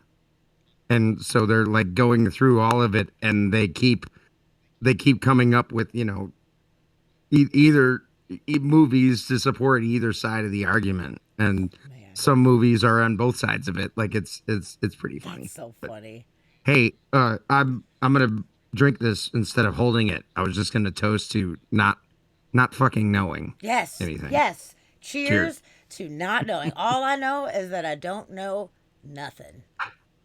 Wise words. And you know what? I love it. I think that's the most exciting part, is not fucking knowing. Like, that's why the name of my podcast, Inspired by Mystery. Like, this has been actually my email address since, I don't know, or like early 2000s. Inspired by Mystery at Gmail is my just regular old email. Because I really thought about it. I'm like, I really am inspired by the mystery. It doesn't scare me. It doesn't like freak me out. Yeah. I love it. So then when we're trying to think of podcast names, almost every podcast name is taken by the fucking way. Because I tried so hard. I was like, oh, this is a good one. I'm like, damn it. This is a good one. God damn it. And then I was like, you know what? Inspired by mystery. That just wraps it right up. There it is. Like, I love not knowing. Even though, of course, human nature, we all want to know the secrets. But at the same time, it's kind of cool that we don't. Because wouldn't it be fucking boring if we just knew everything and how everything worked? It'd be kind of boring. I think. Yeah. It would indeed. It would indeed. It would. I'm so glad that you wanted to come on my show. Thank I've had you a blast. so much for coming on. This was so great. Oh, thanks for asking. You're welcome. Yeah, I've been wanting to have Thanks you for on asking. for a while. Anytime. And it just was the perfect time to do it. It was. Yeah, I'm glad. I literally looked at the calendar this morning. Like, woke up, I was like just sipping my coffee. Looked at the calendar. I was like, fuck, I'm talking with Sammy tonight. I'm so glad. So This yeah, is it was a really nice surprise. And I was like, but that was my initial was like, yes. And then the second thought was, fuck, I should probably talk to her like about like what's going on. Like, make like, the plan. Do I even have a way? Like, I went through my Discord. I was like, no, I don't think I have. Or at least you weren't under Sammy Soros. Did I? You don't use Discord though, really. I have So an Inspired that by makes sense. I Mystery Discord. I have one for the podcast. yeah. Okay. Mm-hmm. Okay. Cool. But you don't use it. You don't use it so I much. need I Yeah. need an adult. It's really confusing. I want to use it more because I'd love to be able to have chit chats with people outside of doing this about some of this stuff. You know, like we could carry on our conversation about aliens in the fucking Discord or whatever. But like, it's just it's confusing. But yeah, I'm glad that you were able to find me via text message. I'm sure. Well, I mean, like, I don't know a ton about it, but I sure could help. Like, we get on a video call, like, we could sure walk through a whole bunch of stuff and That'd be so get you, nice. I would love that. Thank you so get you much. going because, dude, there's so much on there that you just set up and, you know, it's a good place there, to be using it and people can be sharing stuff in real time. Um, that you can then vet and be able to throw up. You're so right. Um, I know. I need to do and it. I really you've got need total to. control of it. So It was Justin that was like, get on Discord, get on Discord. And I was like, whatever, don't tell me what to do. I don't fucking like new things, you know? And he was like, God damn it. So I did it. I fucking got one. And I will figure it out. It's just been forever. I will do it because I think it is a really cool resource. It's a good way for everybody to keep in contact. So, okay, I'm going to have you help me out. That would be so awesome. Thank you. But yeah, this was so yeah, fun. This was just hit me up. great. Like hit me up. I'm. You let me know. You let me know when you want to do it. What kind of hours do you keep? I am Like, are you up the late? most uber night owl that you have ever met in your entire life, guaranteed. I'm Okay, up as late as like so yeah. cool. I went to bed at 8:30 in the morning Yeah, 2 days like ago. I'm up until 3 Eastern every night, and sometimes 4. Okay, So cool.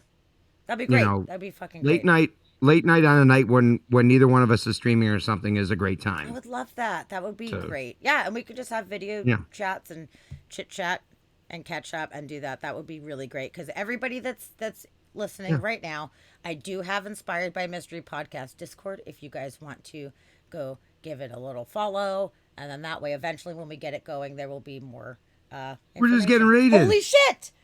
Irene's rating us. Welcome in for the raid. How's it going, Irene Pina Music? Thank you so much for bringing your fam in. How was your stream tonight? I hope you had a fun Hey, stream. there's Axis. What's going on, That's so brother? cool. Access. What's up, dude? Oh, man, I'm so glad to have you Raiders come on in. We have Danny, the human Juke, on right now. My name is Sammy Soros. I am the host of Inspired by Mystery podcast. And me and Danny have been talking for about 4.5 hours thus far. We were actually wrapping it up and we're about to raid out, but I'm just so glad that you guys are here right now. Thank you for putting the bug in their ear access. Who is this Jagoff? DGB. What's up? Oh, this is awesome. Thank you guys for popping in. Yeah, rock on. We've been talking about music. We talked a lot about music, about your music career. We talked about traveling. We talked about scuba diving. We're doing a recap here. We talked about aliens and the universe and humans, human nature, technology advancement. We actually went down some pretty cool roads today. I feel like we did pretty Yeah, damn well. That was awesome. yeah. Once we got a bullshit talking about me, bullshit. Like then we started talking about something interesting. That is Enjoyed it. interesting, though. I genuinely wanted to know that stuff. I thought it was good. But it was funny because your brother was just kind of like, what do you think about Sasquatch? What do you think about, like, he was really trying to get it going, which is awesome. And I did want to do that. But at the same time, I wanted to get to know you first as well, too. I wanted to find out a little bit more about you and have all of your fans kind of learn a little bit more about you and where you came from and how you ended up randomly on Twitch after, being a professional musician. It's funny because apparently where I am right now, is like in the 2 surrounding towns. The biggest festivals are the Bigfoot Festival and the like, and then the extraterrestrial festival. Really? Like, I didn't even know that those yeah, were out there in North like Carolina. Holy shit. yeah. So like, Bigfoot let me Festival. let me look.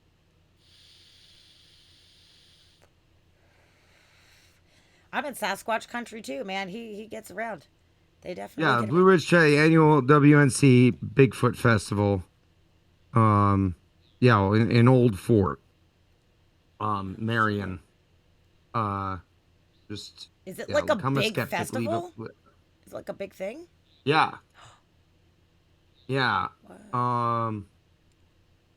Let me see, May 13th, um, 2022. No way. I wonder what that consists of. Like, okay, a bunch of people, maybe like Yeah, I panel think that it happens discussions a about bunch. Sasquatchy things. Maybe they show videos or something, or like, Lord knows. Lord only knows. and then the I alien think they one just too. sell lots of T-shirts with Bigfoot on them. Well, I am an agent for a famous Seattle artist, and his most famous character is Sasquatch. So maybe I need to hit up the people that organize this festival and see about getting some of our t shirts in there. I Maybe. think that that would be pretty cool. Yeah, I'm a agent I for Henry, and his Sasquatches are all over. They're awesome. It's so fun. Nice. Pretty cool. I just read a book not too long. It was like Sasquatch. It was um uh but it was written by Max Brooks, the same guy who wrote um I like zombies too. So, which is another like ridiculous thing that can't really happen, but is just an interesting road to go down. But World War Z, not the movie. The movie was ridiculous, but the book. Um, and the book was interesting because it was told episodically through like different people's perspective over the whole zombie Oh, apocalypse. cool. Anyway, that was World War Z. He wrote this book. Basically, there. Oh, it was Mount Rainier. Where is that? That's right by me. Um, yeah. Yeah, here in So Seattle. apparently, Mount Rainier blows up. Like, volcano explodes. All this, molten lava comes down the side of the mountain, flushes this family of Sasquatch that have been living up there for generations and nobody found, but basically like push them all out of their regular environments and down into like where people were living and how that all went down in there. It's a really That interesting book. is Like very interesting, actually, huh? fascinating. Yeah. It was Huh. great. Max Brooks is a fantastic writer. Um, Well, what are so your if you're thoughts looking for good on good Sasquatch? Bigfoot fiction, Well, I mean, do you think? I mean, there's okay. There's a lot of different ways that people can see this one, but as far as Sasquatch or other cryptids living out in the remote areas, do you think that that is legitimate? Do you think that there's a good chance that there are these like huge humanoid creatures that are just hiding away from us? D- DGB, fuck you and how I say book, and B, Harry and the Hendersons is shit. Oh, they filmed That was some my of that jam right too. down the road from me. Well, not right down the road, but a couple hours away. There's a coffee shop that's at the Right? place where they filmed Harry and the Hendersons. So that's pretty cool. There's a big statue and everything. Mon Dieu, they have a language. Um, yeah, that was a great movie. But anyway, I'm sorry, I got totally distracted by Harry and the Hendersons.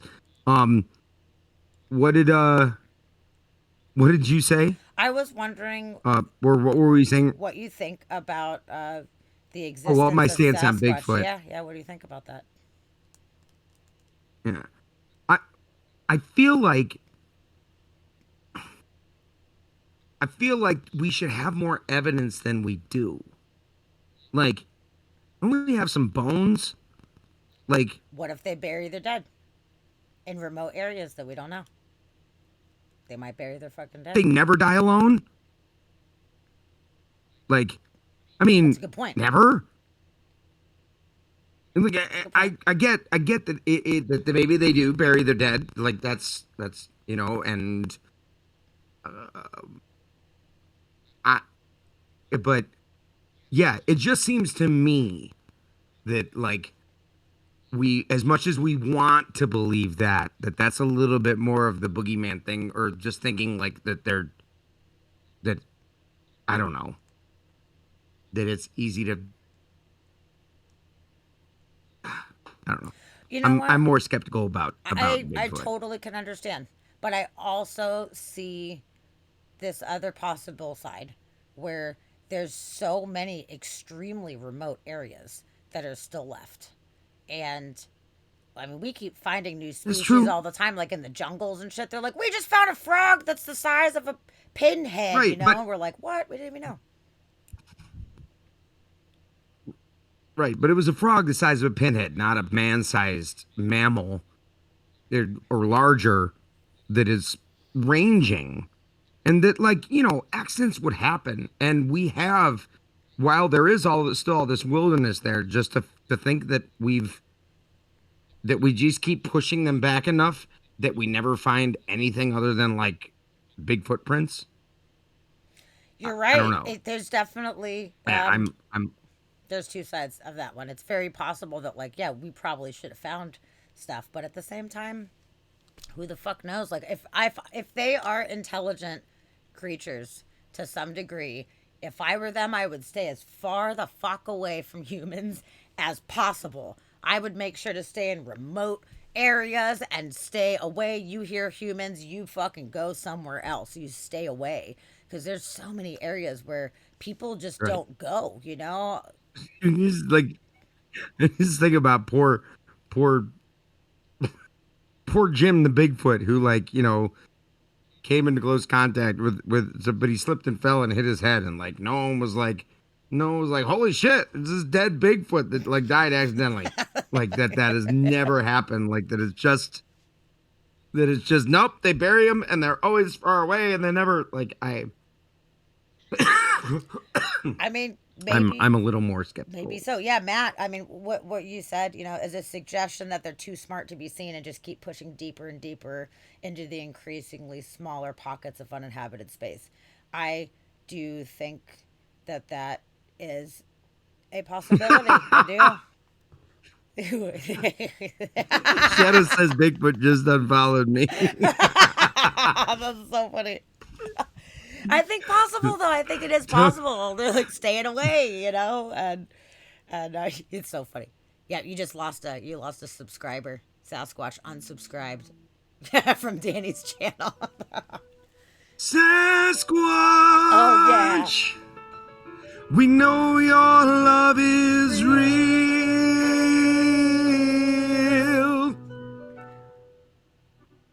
Sasquatch.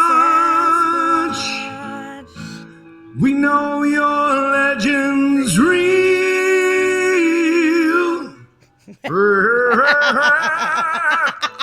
That's my fucking jam, dude. So, you've seen the show, right? I mean, I'm sure you have. You know the song, but like, oh my god. Tell him it was Sasquatch. Tell him it was a friend. Yeah. Tell him it was a friend. Okay. That's so good, dude. I love it. We're just not comfortable being a power trio. Thanks, Irene. Yeah, I appreciate Irene. you. Thank you, sweetheart. He's for the bits. We got 100 bits for your Sasquatch rendition. It was perfect. Thanks, yeah. Chrissy says Danny's getting a flaming bag of Bigfoot Bring it on, shit on your Sasquatch. porch tonight. You'd have to find me. Oh, and I tell you what, these stupid dogs would give them away. that's so funny. You know what? You just never know. You never know. But you know what? There's a bunch of weird shit in the ocean too. That we're like, oh, we've done oceans, we've seen oceans, but like we keep finding crazy ass shit down there that we had no fucking idea that ever existed. It's cool. I just love that there's still so many surprises in the jungles, in the forests, in the oceans. There's still so many bizarre things that we are still finding. It's cool. That's true. I love it. Yeah. Mystery. Well, like, okay, so we figured out that the giant squid is a thing, right? That colossal squid, even. Yeah. Huge. Yeah. Kraken size, even, Huge. Huge. Huge. This big. The fuck is this big? You know, like it's I like that. I like that was a win for the like see, we've been telling you guys. yes. And that's the thing. It could we could have a Bigfoot scenario that's similar, or we never could. Who the fuck knows? It could be bullshit completely. But I just love that we're trying, and now we have different technology as far as submarine submersibles going down and being able to see all the bioluminescent creatures. Like that is the coolest shit ever. That's my favorite creatures on the planet. Like my favorite animals are bioluminescent deep sea creatures. So deep sea fish are I mean the things of nightmares. Like those things formed in darkness, that don't need eyes anymore but still have Yeah, them because they just it's fucking haven't crazy. fallen out of their heads yet. Like, Have you seen the oh barrelfish my where the top god. of its head is clear and its eyes can rotate and it can see above it and see around as far as like barely see, I guess, because it's a deep sea, but Oh, like the right, whole because its thing. head is actually like just it's transparent, Yes, right? yes. Yeah. So it can pull in any light from these other bioluminescent sea creatures that are around and be able to detect them. Like it's the coolest thing ever. And it is nightmarish. Some of the shit is fucking nightmarish for sure. Some of the things that we found, you're like, oh my God, that is hideous. Like that Yeah. is the scariest creature ever. They don't think they're scary though. They just doing their fucking thing. We're like, God damn, freaking us out. Yeah. Yeah, the anglerfish is a fucking Yo. ridiculous. And is it the anglerfish the one that the male the mating Yes. you talked about this, didn't you? Where I probably did. I the wouldn't be it is surprised. Yeah, where they fuse to the the body of the the female. the male, yeah, the male is this tiny little fucker. They're already like ugly as sin, but the male is also like a 20th the size of the female. And he basically like bites the female, but then holds on until the female's body starts subsuming him. And that's how his his fucking DNA is collected, by becoming part of the female's body until it like It's fucking crazy. my question is like, all right, fish and their level of sentience and whatever, like fish in the scale of life, as far as how much they perceive and feel, or I don't know, compared to like mammals or pets or whatever. I'm sure some people will be like, all life is life, but I feel you. I No, don't there's know. For me, definitely it's like different sentient like levels. there's a reason there's like vegetarians and then pescatarians, and then like Agreed. I there's agree. definitely hierarchy there. But like, does that, how long does it take for that male's, like, I don't know, essence to be no longer his own, or does he just stay attached and unable to do anything but still like thinking as a as just this vestigial structure on the female? It probably, Like, if it does think, it's probably like, fucking nailed it. This was my one life goal, was to find a lady this and to is all I had to fuse. do, and I did it Because in a apparently they don't perpetual eat state. on their own. They get the nourishment through the woman lady. Like at that Right, point, yeah, they just fuse right. in. So they're like, thank you for giving me life. And, I'm reproducing and fucking nailed it. Like I would imagine that the instinct tells them that they won. Oh, thanks for subscribing, man. I appreciate that so much. Yay. Oh hell Yeah, yeah. you continued the sub, so that we got you for a couple months. That's awesome. But yeah, no, you're right. Nice. Where does that consciousness begin and end when you end up fusing? Well, right, but yeah, but that's beside the point, though. Like, but that's his journey. That was it. That's that life. That's how that figured out how we're gonna work. Yeah, I don't know. Just bite her ass, and we'll figure it out later. Oh, it's a weird Like, one. It's a really strange thing. It's like your existence yeah. only is to serve the purpose of reproducing and making more things. Like you don't have any other purpose at that point. Like the little male, his only fucking purpose is to just latch on and lose its like uh, I don't know, uniqueness, and then you just make more of them, and then the cycle continues for fucking ever. Like, what is the point sometimes with it? Like those like flies, crane flies that live for like a day. It's like you're born, you're like, oh fuck, I got a mate, Jesus Christ, you're like a freaking out. They go mate, and then what? You know? Then it's like you're dead, and then you do it again the next day. Oh shit, What a TG. ride. Yo, thank you so much for 999 bits. Thank you. And Thank you. Barmat gifting to Rockstar Oh, Gaming. yeah. I just saw that underneath. Thank you so much for gifting that sub. Oh, my goodness. The support here has been so awesome tonight. You almost about to have your second hype train. Fucking it. It's so funny. We were almost done, too. And then these guys came in and were like, okay, well, we'll hang out with you guys for a little bit. That'd be so funny if there was another one. Thanks for being Oh, I being love a it. good sport, Appreciate too. those of you guys who came in with the raid still hanging around. Appreciate it. Yeah, I'm so glad that you guys did. I feel Heck like yeah, we've got and all some the good jukers still follows. here. Yeah, there's quite a bit of jukers still here. We got 52 watching right now. That's awesome. And I really hope that you guys come back. Everybody that's popped in tonight and came in with Danny, I really hope that you guys come back and you hang out. Yeah, I've always enjoyed every time I've been able to hang out and listen and sometimes participate, sometimes just lurk. The news of the weird is always super interesting to me. So fun. Like it is fun, and it's I'm fun to talk glad. about. It's fun to talk about news stories that are not like you know the the worst. Yeah, no, there's crazy It shit can just be happening in weird. the world, but we're like, emu on the loose in New Jersey, running through the streets, Like, that's the kind of news we talk about on Mondays, man. And actually, we just covered one on Monday.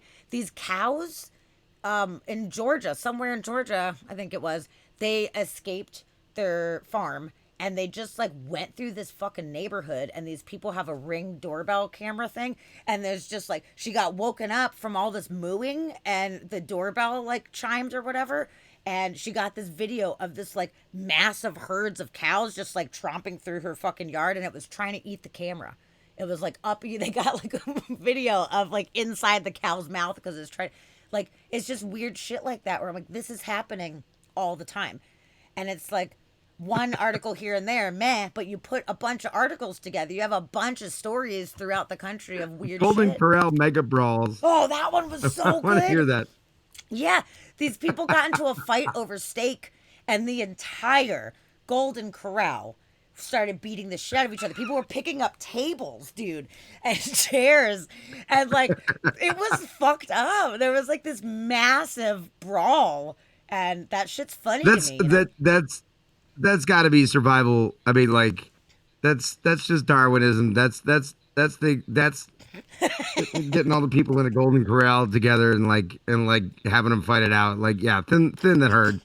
And then in the article We it got said the reason they if we started. can lose anybody, listen. And I eat a golden corral occasionally. It's good. I have been known to eat there, but that being said, if I even if I ended up there, I'm agreeing that I'll fight everyone in there just so we get them out the herd, because there's Lord knows we can probably lose some of the people in a golden corral at any given time. Right. You're right. And you know what? I hate to say it, but they're probably a bunch of unvaccinated anti-maskers, so maybe it's just working itself out these days. I don't know. Right. Well, right. Exactly. There is a place here in town that is a buffet that I've not brought myself to go eat at yet. I I love have eaten at some other buffets. restaurants, but I do too. I do So too, and I just can't do Is it. it just like so ghetto that you're like, Not I yet. don't know. What's the deal? Why are you holding back? Well, it's just COVID. It's just been the Oh, thing I of got okay. I everybody feel you. sharing shit. That You know makes what I sense. mean? Yes, yes. I have Like, not been to a buffet since COVID. That makes sense. I forgot for 2 seconds that yeah. like that was the issue. I know. Compared to a year ago, where it's like, when are we ever going to get out of this shit? Like, at least now it's like, okay, we've had some tastes of normalcy. Things are, never going to be the same. But like, yeah. So it's good that at least now it's not. It doesn't seem like oh, this is just going to be. It's the hellscape from now on. Yeah, no, we're getting to Nothing's the ever gonna be tail, fun. and I can't wait to go to a fucking buffet again because I love them. And you're right, with COVID, it's been rough. There's this one restaurant out here. It's called Feast, and it's like the best fucking buffet I've ever seen in my life.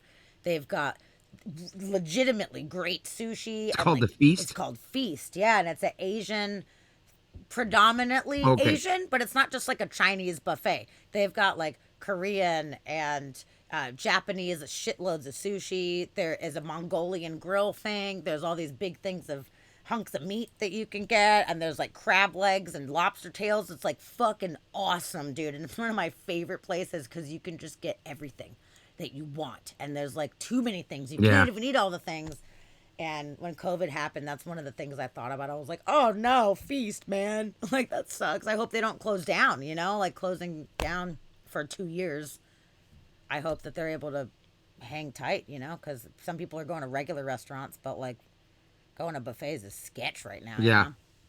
No, buffets are a little bit more like everyone's touching that fucking spoon. Like Yeah. it's I just a little bit know. more I shared know. thing. Yeah. I know.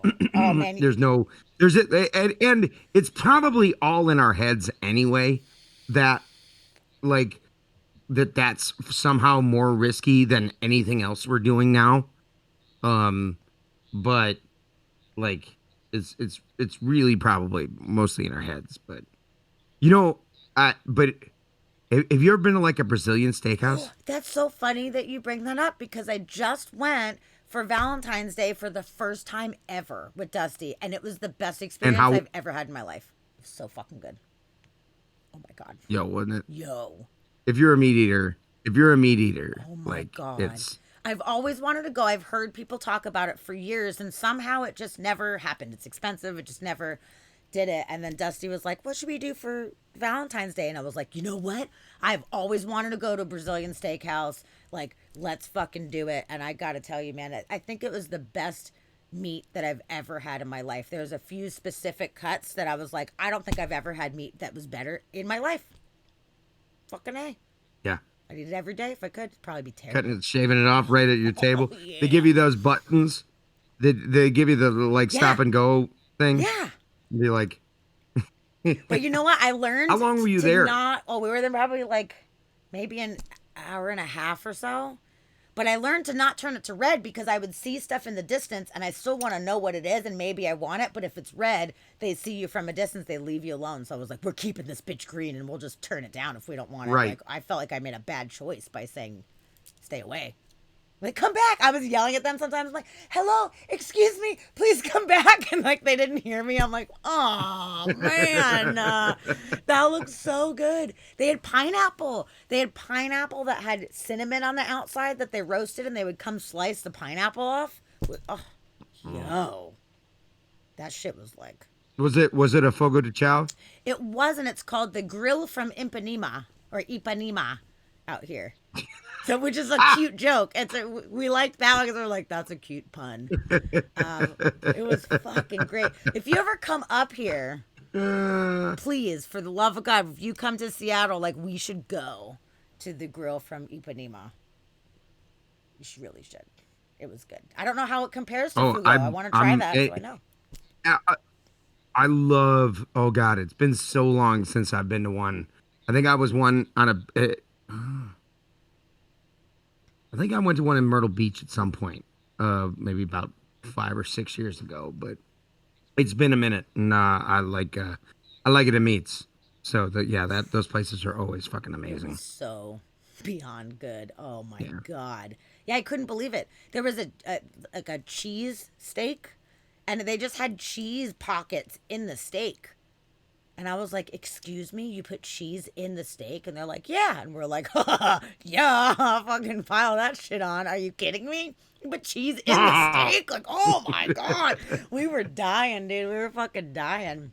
And there's a salad bar. And at first I was like, ooh, that salad looks good. And then when I realized what was actually happening, I was like, fuck a salad. I'm not filling up on some fucking bullshit ass salad right now, dude. I'm not doing it. Well, from every time I've talked to anybody who's gone, like who went to one before, they've always been like, look, the real play is to just take your time and not like you could stay there for hours, Just don't blow like your load stretch it too out. quick. Don't blow the load. Yep. Thank you, Go Shadow and fill Storm. up, go ahead, get yourself some good salad, but then sit on that for a little bit. Oh, And good like, stuff. and they were like, if you keep ordering wine, like no one's gonna chase you off. If you keep, if you have an alcoholic drink or two, like they're gonna let you hang. Man, it's So, so good. yeah, that now I'm really fucking hungry. I know, I am Damn. too. Sounds really good. I love that you've had some like foreign snacks though while we've been chatting. That's been really good. I'm digging it. Yeah, I'm trying not to eat them all. Like I'm trying to eat the ones that I know my son won't want. How old's But your son? this thing has been here. What is he now? 12. Oh, okay. I'm like, he's old enough that he'll know. So I was like, oh, if it's a little kid, just throw him some fishy crackers. He won't know the difference. But 12, okay, he's counting on that shit. Well, there were 2 bags of these. Yeah, see, he didn't like the cheese ones. He never seems, and he generally does not like cheese. He is lactose intolerant, so I mean he Aw. comes by it honestly, but That's super they're sad. not intolerant, just a sensitivity. So Okay. he can eat it, like it's not like horrible. Especially if he takes one of them chewable lactates, he can eat whatever he wants. That seems pretty helpful for But people that struggle. Because, man, I would never want to not eat cheese. Like, I would just be like taking lactate like it's going out of style if for some reason I couldn't eat cheese. I fucking love that shit, man. yeah, So good. Oh, yeah, the sweet fried plantains. Girl, Christy.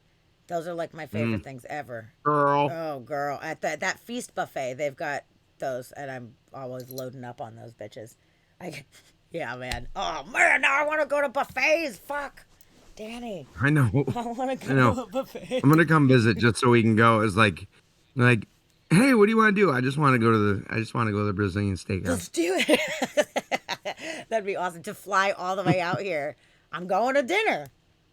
We'll do some other stuff while you're out here. I think too. there was one closer, but I was too lazy to look.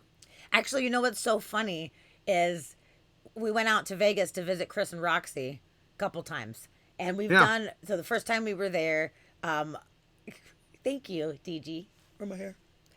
We went to all you can eat sushi, which, by the way, I had no idea that all you can eat sushi was a fucking thing. Apparently, it's the thing in Vegas. It's just like what they have. And Roxy's like, what? You never had all you can eat sushi? I was like, no, but it's like a miracle. But when we first went, it was Roxy's birthday and they had to stream that night. So we went for lunch. I'm not a lunch person. I wasn't hungry enough yet. So I felt like I did not do myself justice. I was embarrassed. I was like, I am embarrassed about the amount of sushi that I consumed at all you can eat sushi. So I'm coming back and we're doing a repeat performance. And we found a different place when we were out there last time. And holy fucking shit, it was like the best sushi.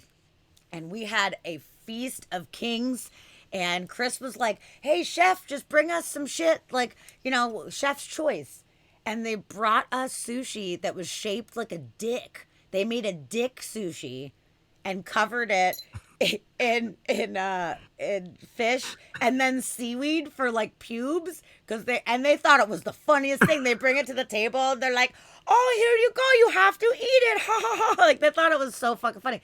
And it was funny and delicious. But all you can eat sushi. So the point They is, were right. I'm like, I'm just going to fly to Vegas just for that. Like, I'll fly to Vegas for all you can eat sushi and then fly the fuck home if I've got to, man. Like, I'm committed.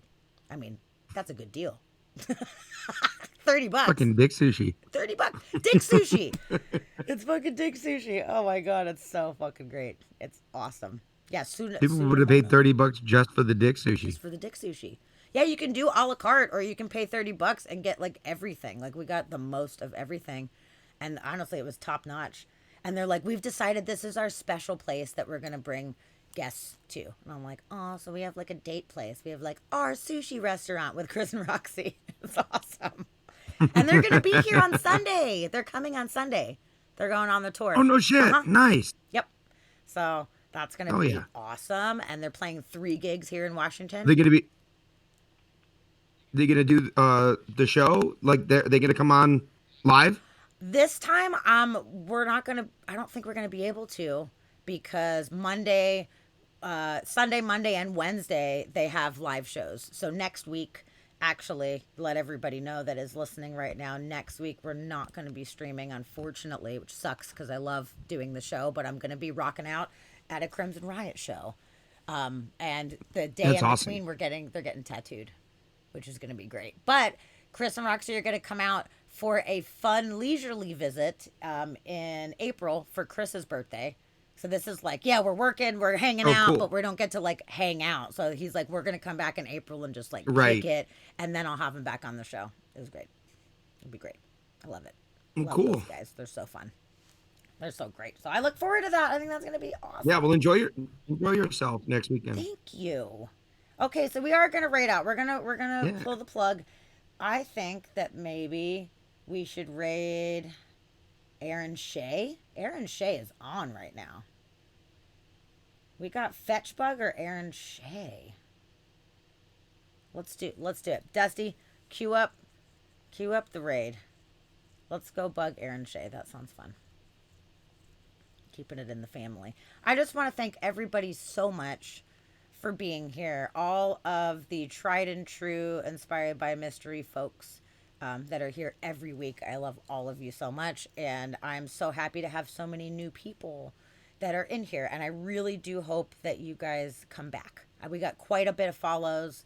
And that's awesome. I appreciate it. I appreciate everybody's contributions to the hype train and just everybody being here to support Danny and myself. So I really hope that I see some of your lovely faces back in. And everybody that gifted subs too. Thank you so much. It's so helpful gifting subs to hopefully bring people back in, keep people part of our weird family, because we are some sarcastic fucks. Seriously, you guys, check out Mondays. It's great. It's ridiculous. Oh, I love it. I love the Monday streams.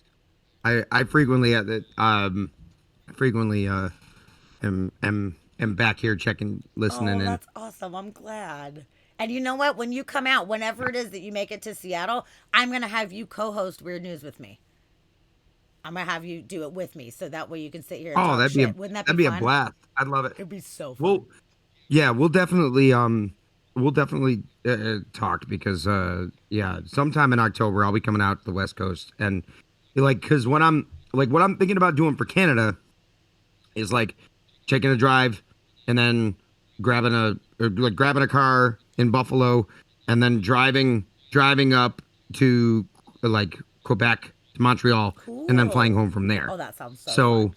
maybe what I do in California is similar is like take a flight out to LA, see people in LA, do the thing in San Diego and And come on up. Yes, make it's my the way best up drive ever. It's like the coolest and then hit drive. I home. think you should do that. I Yeah. vote yes on that one.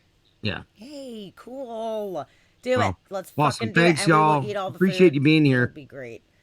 Yes. Thank you Mm, for bringing all your people yeah. too. Thank you All the so much for means. bringing everybody out to hang out with us. I really No, I had a genuinely blast. appreciate it. I You had a were a blast, Sammy. Love you, girl. fantastic guest. I love you too. And I can't wait to hang out. We will do it. We'll do it soon. And we'll have a video chat and you'll teach me about Discord. Appreciate it. Oh, thank you You let for me the know when. follow. I got you. Mr. Tiny Corn Dog. That's the best name of all time. Mr. Tiny Corn Dog. Bye. All right, bye. Sweet. All right. See you, Sam.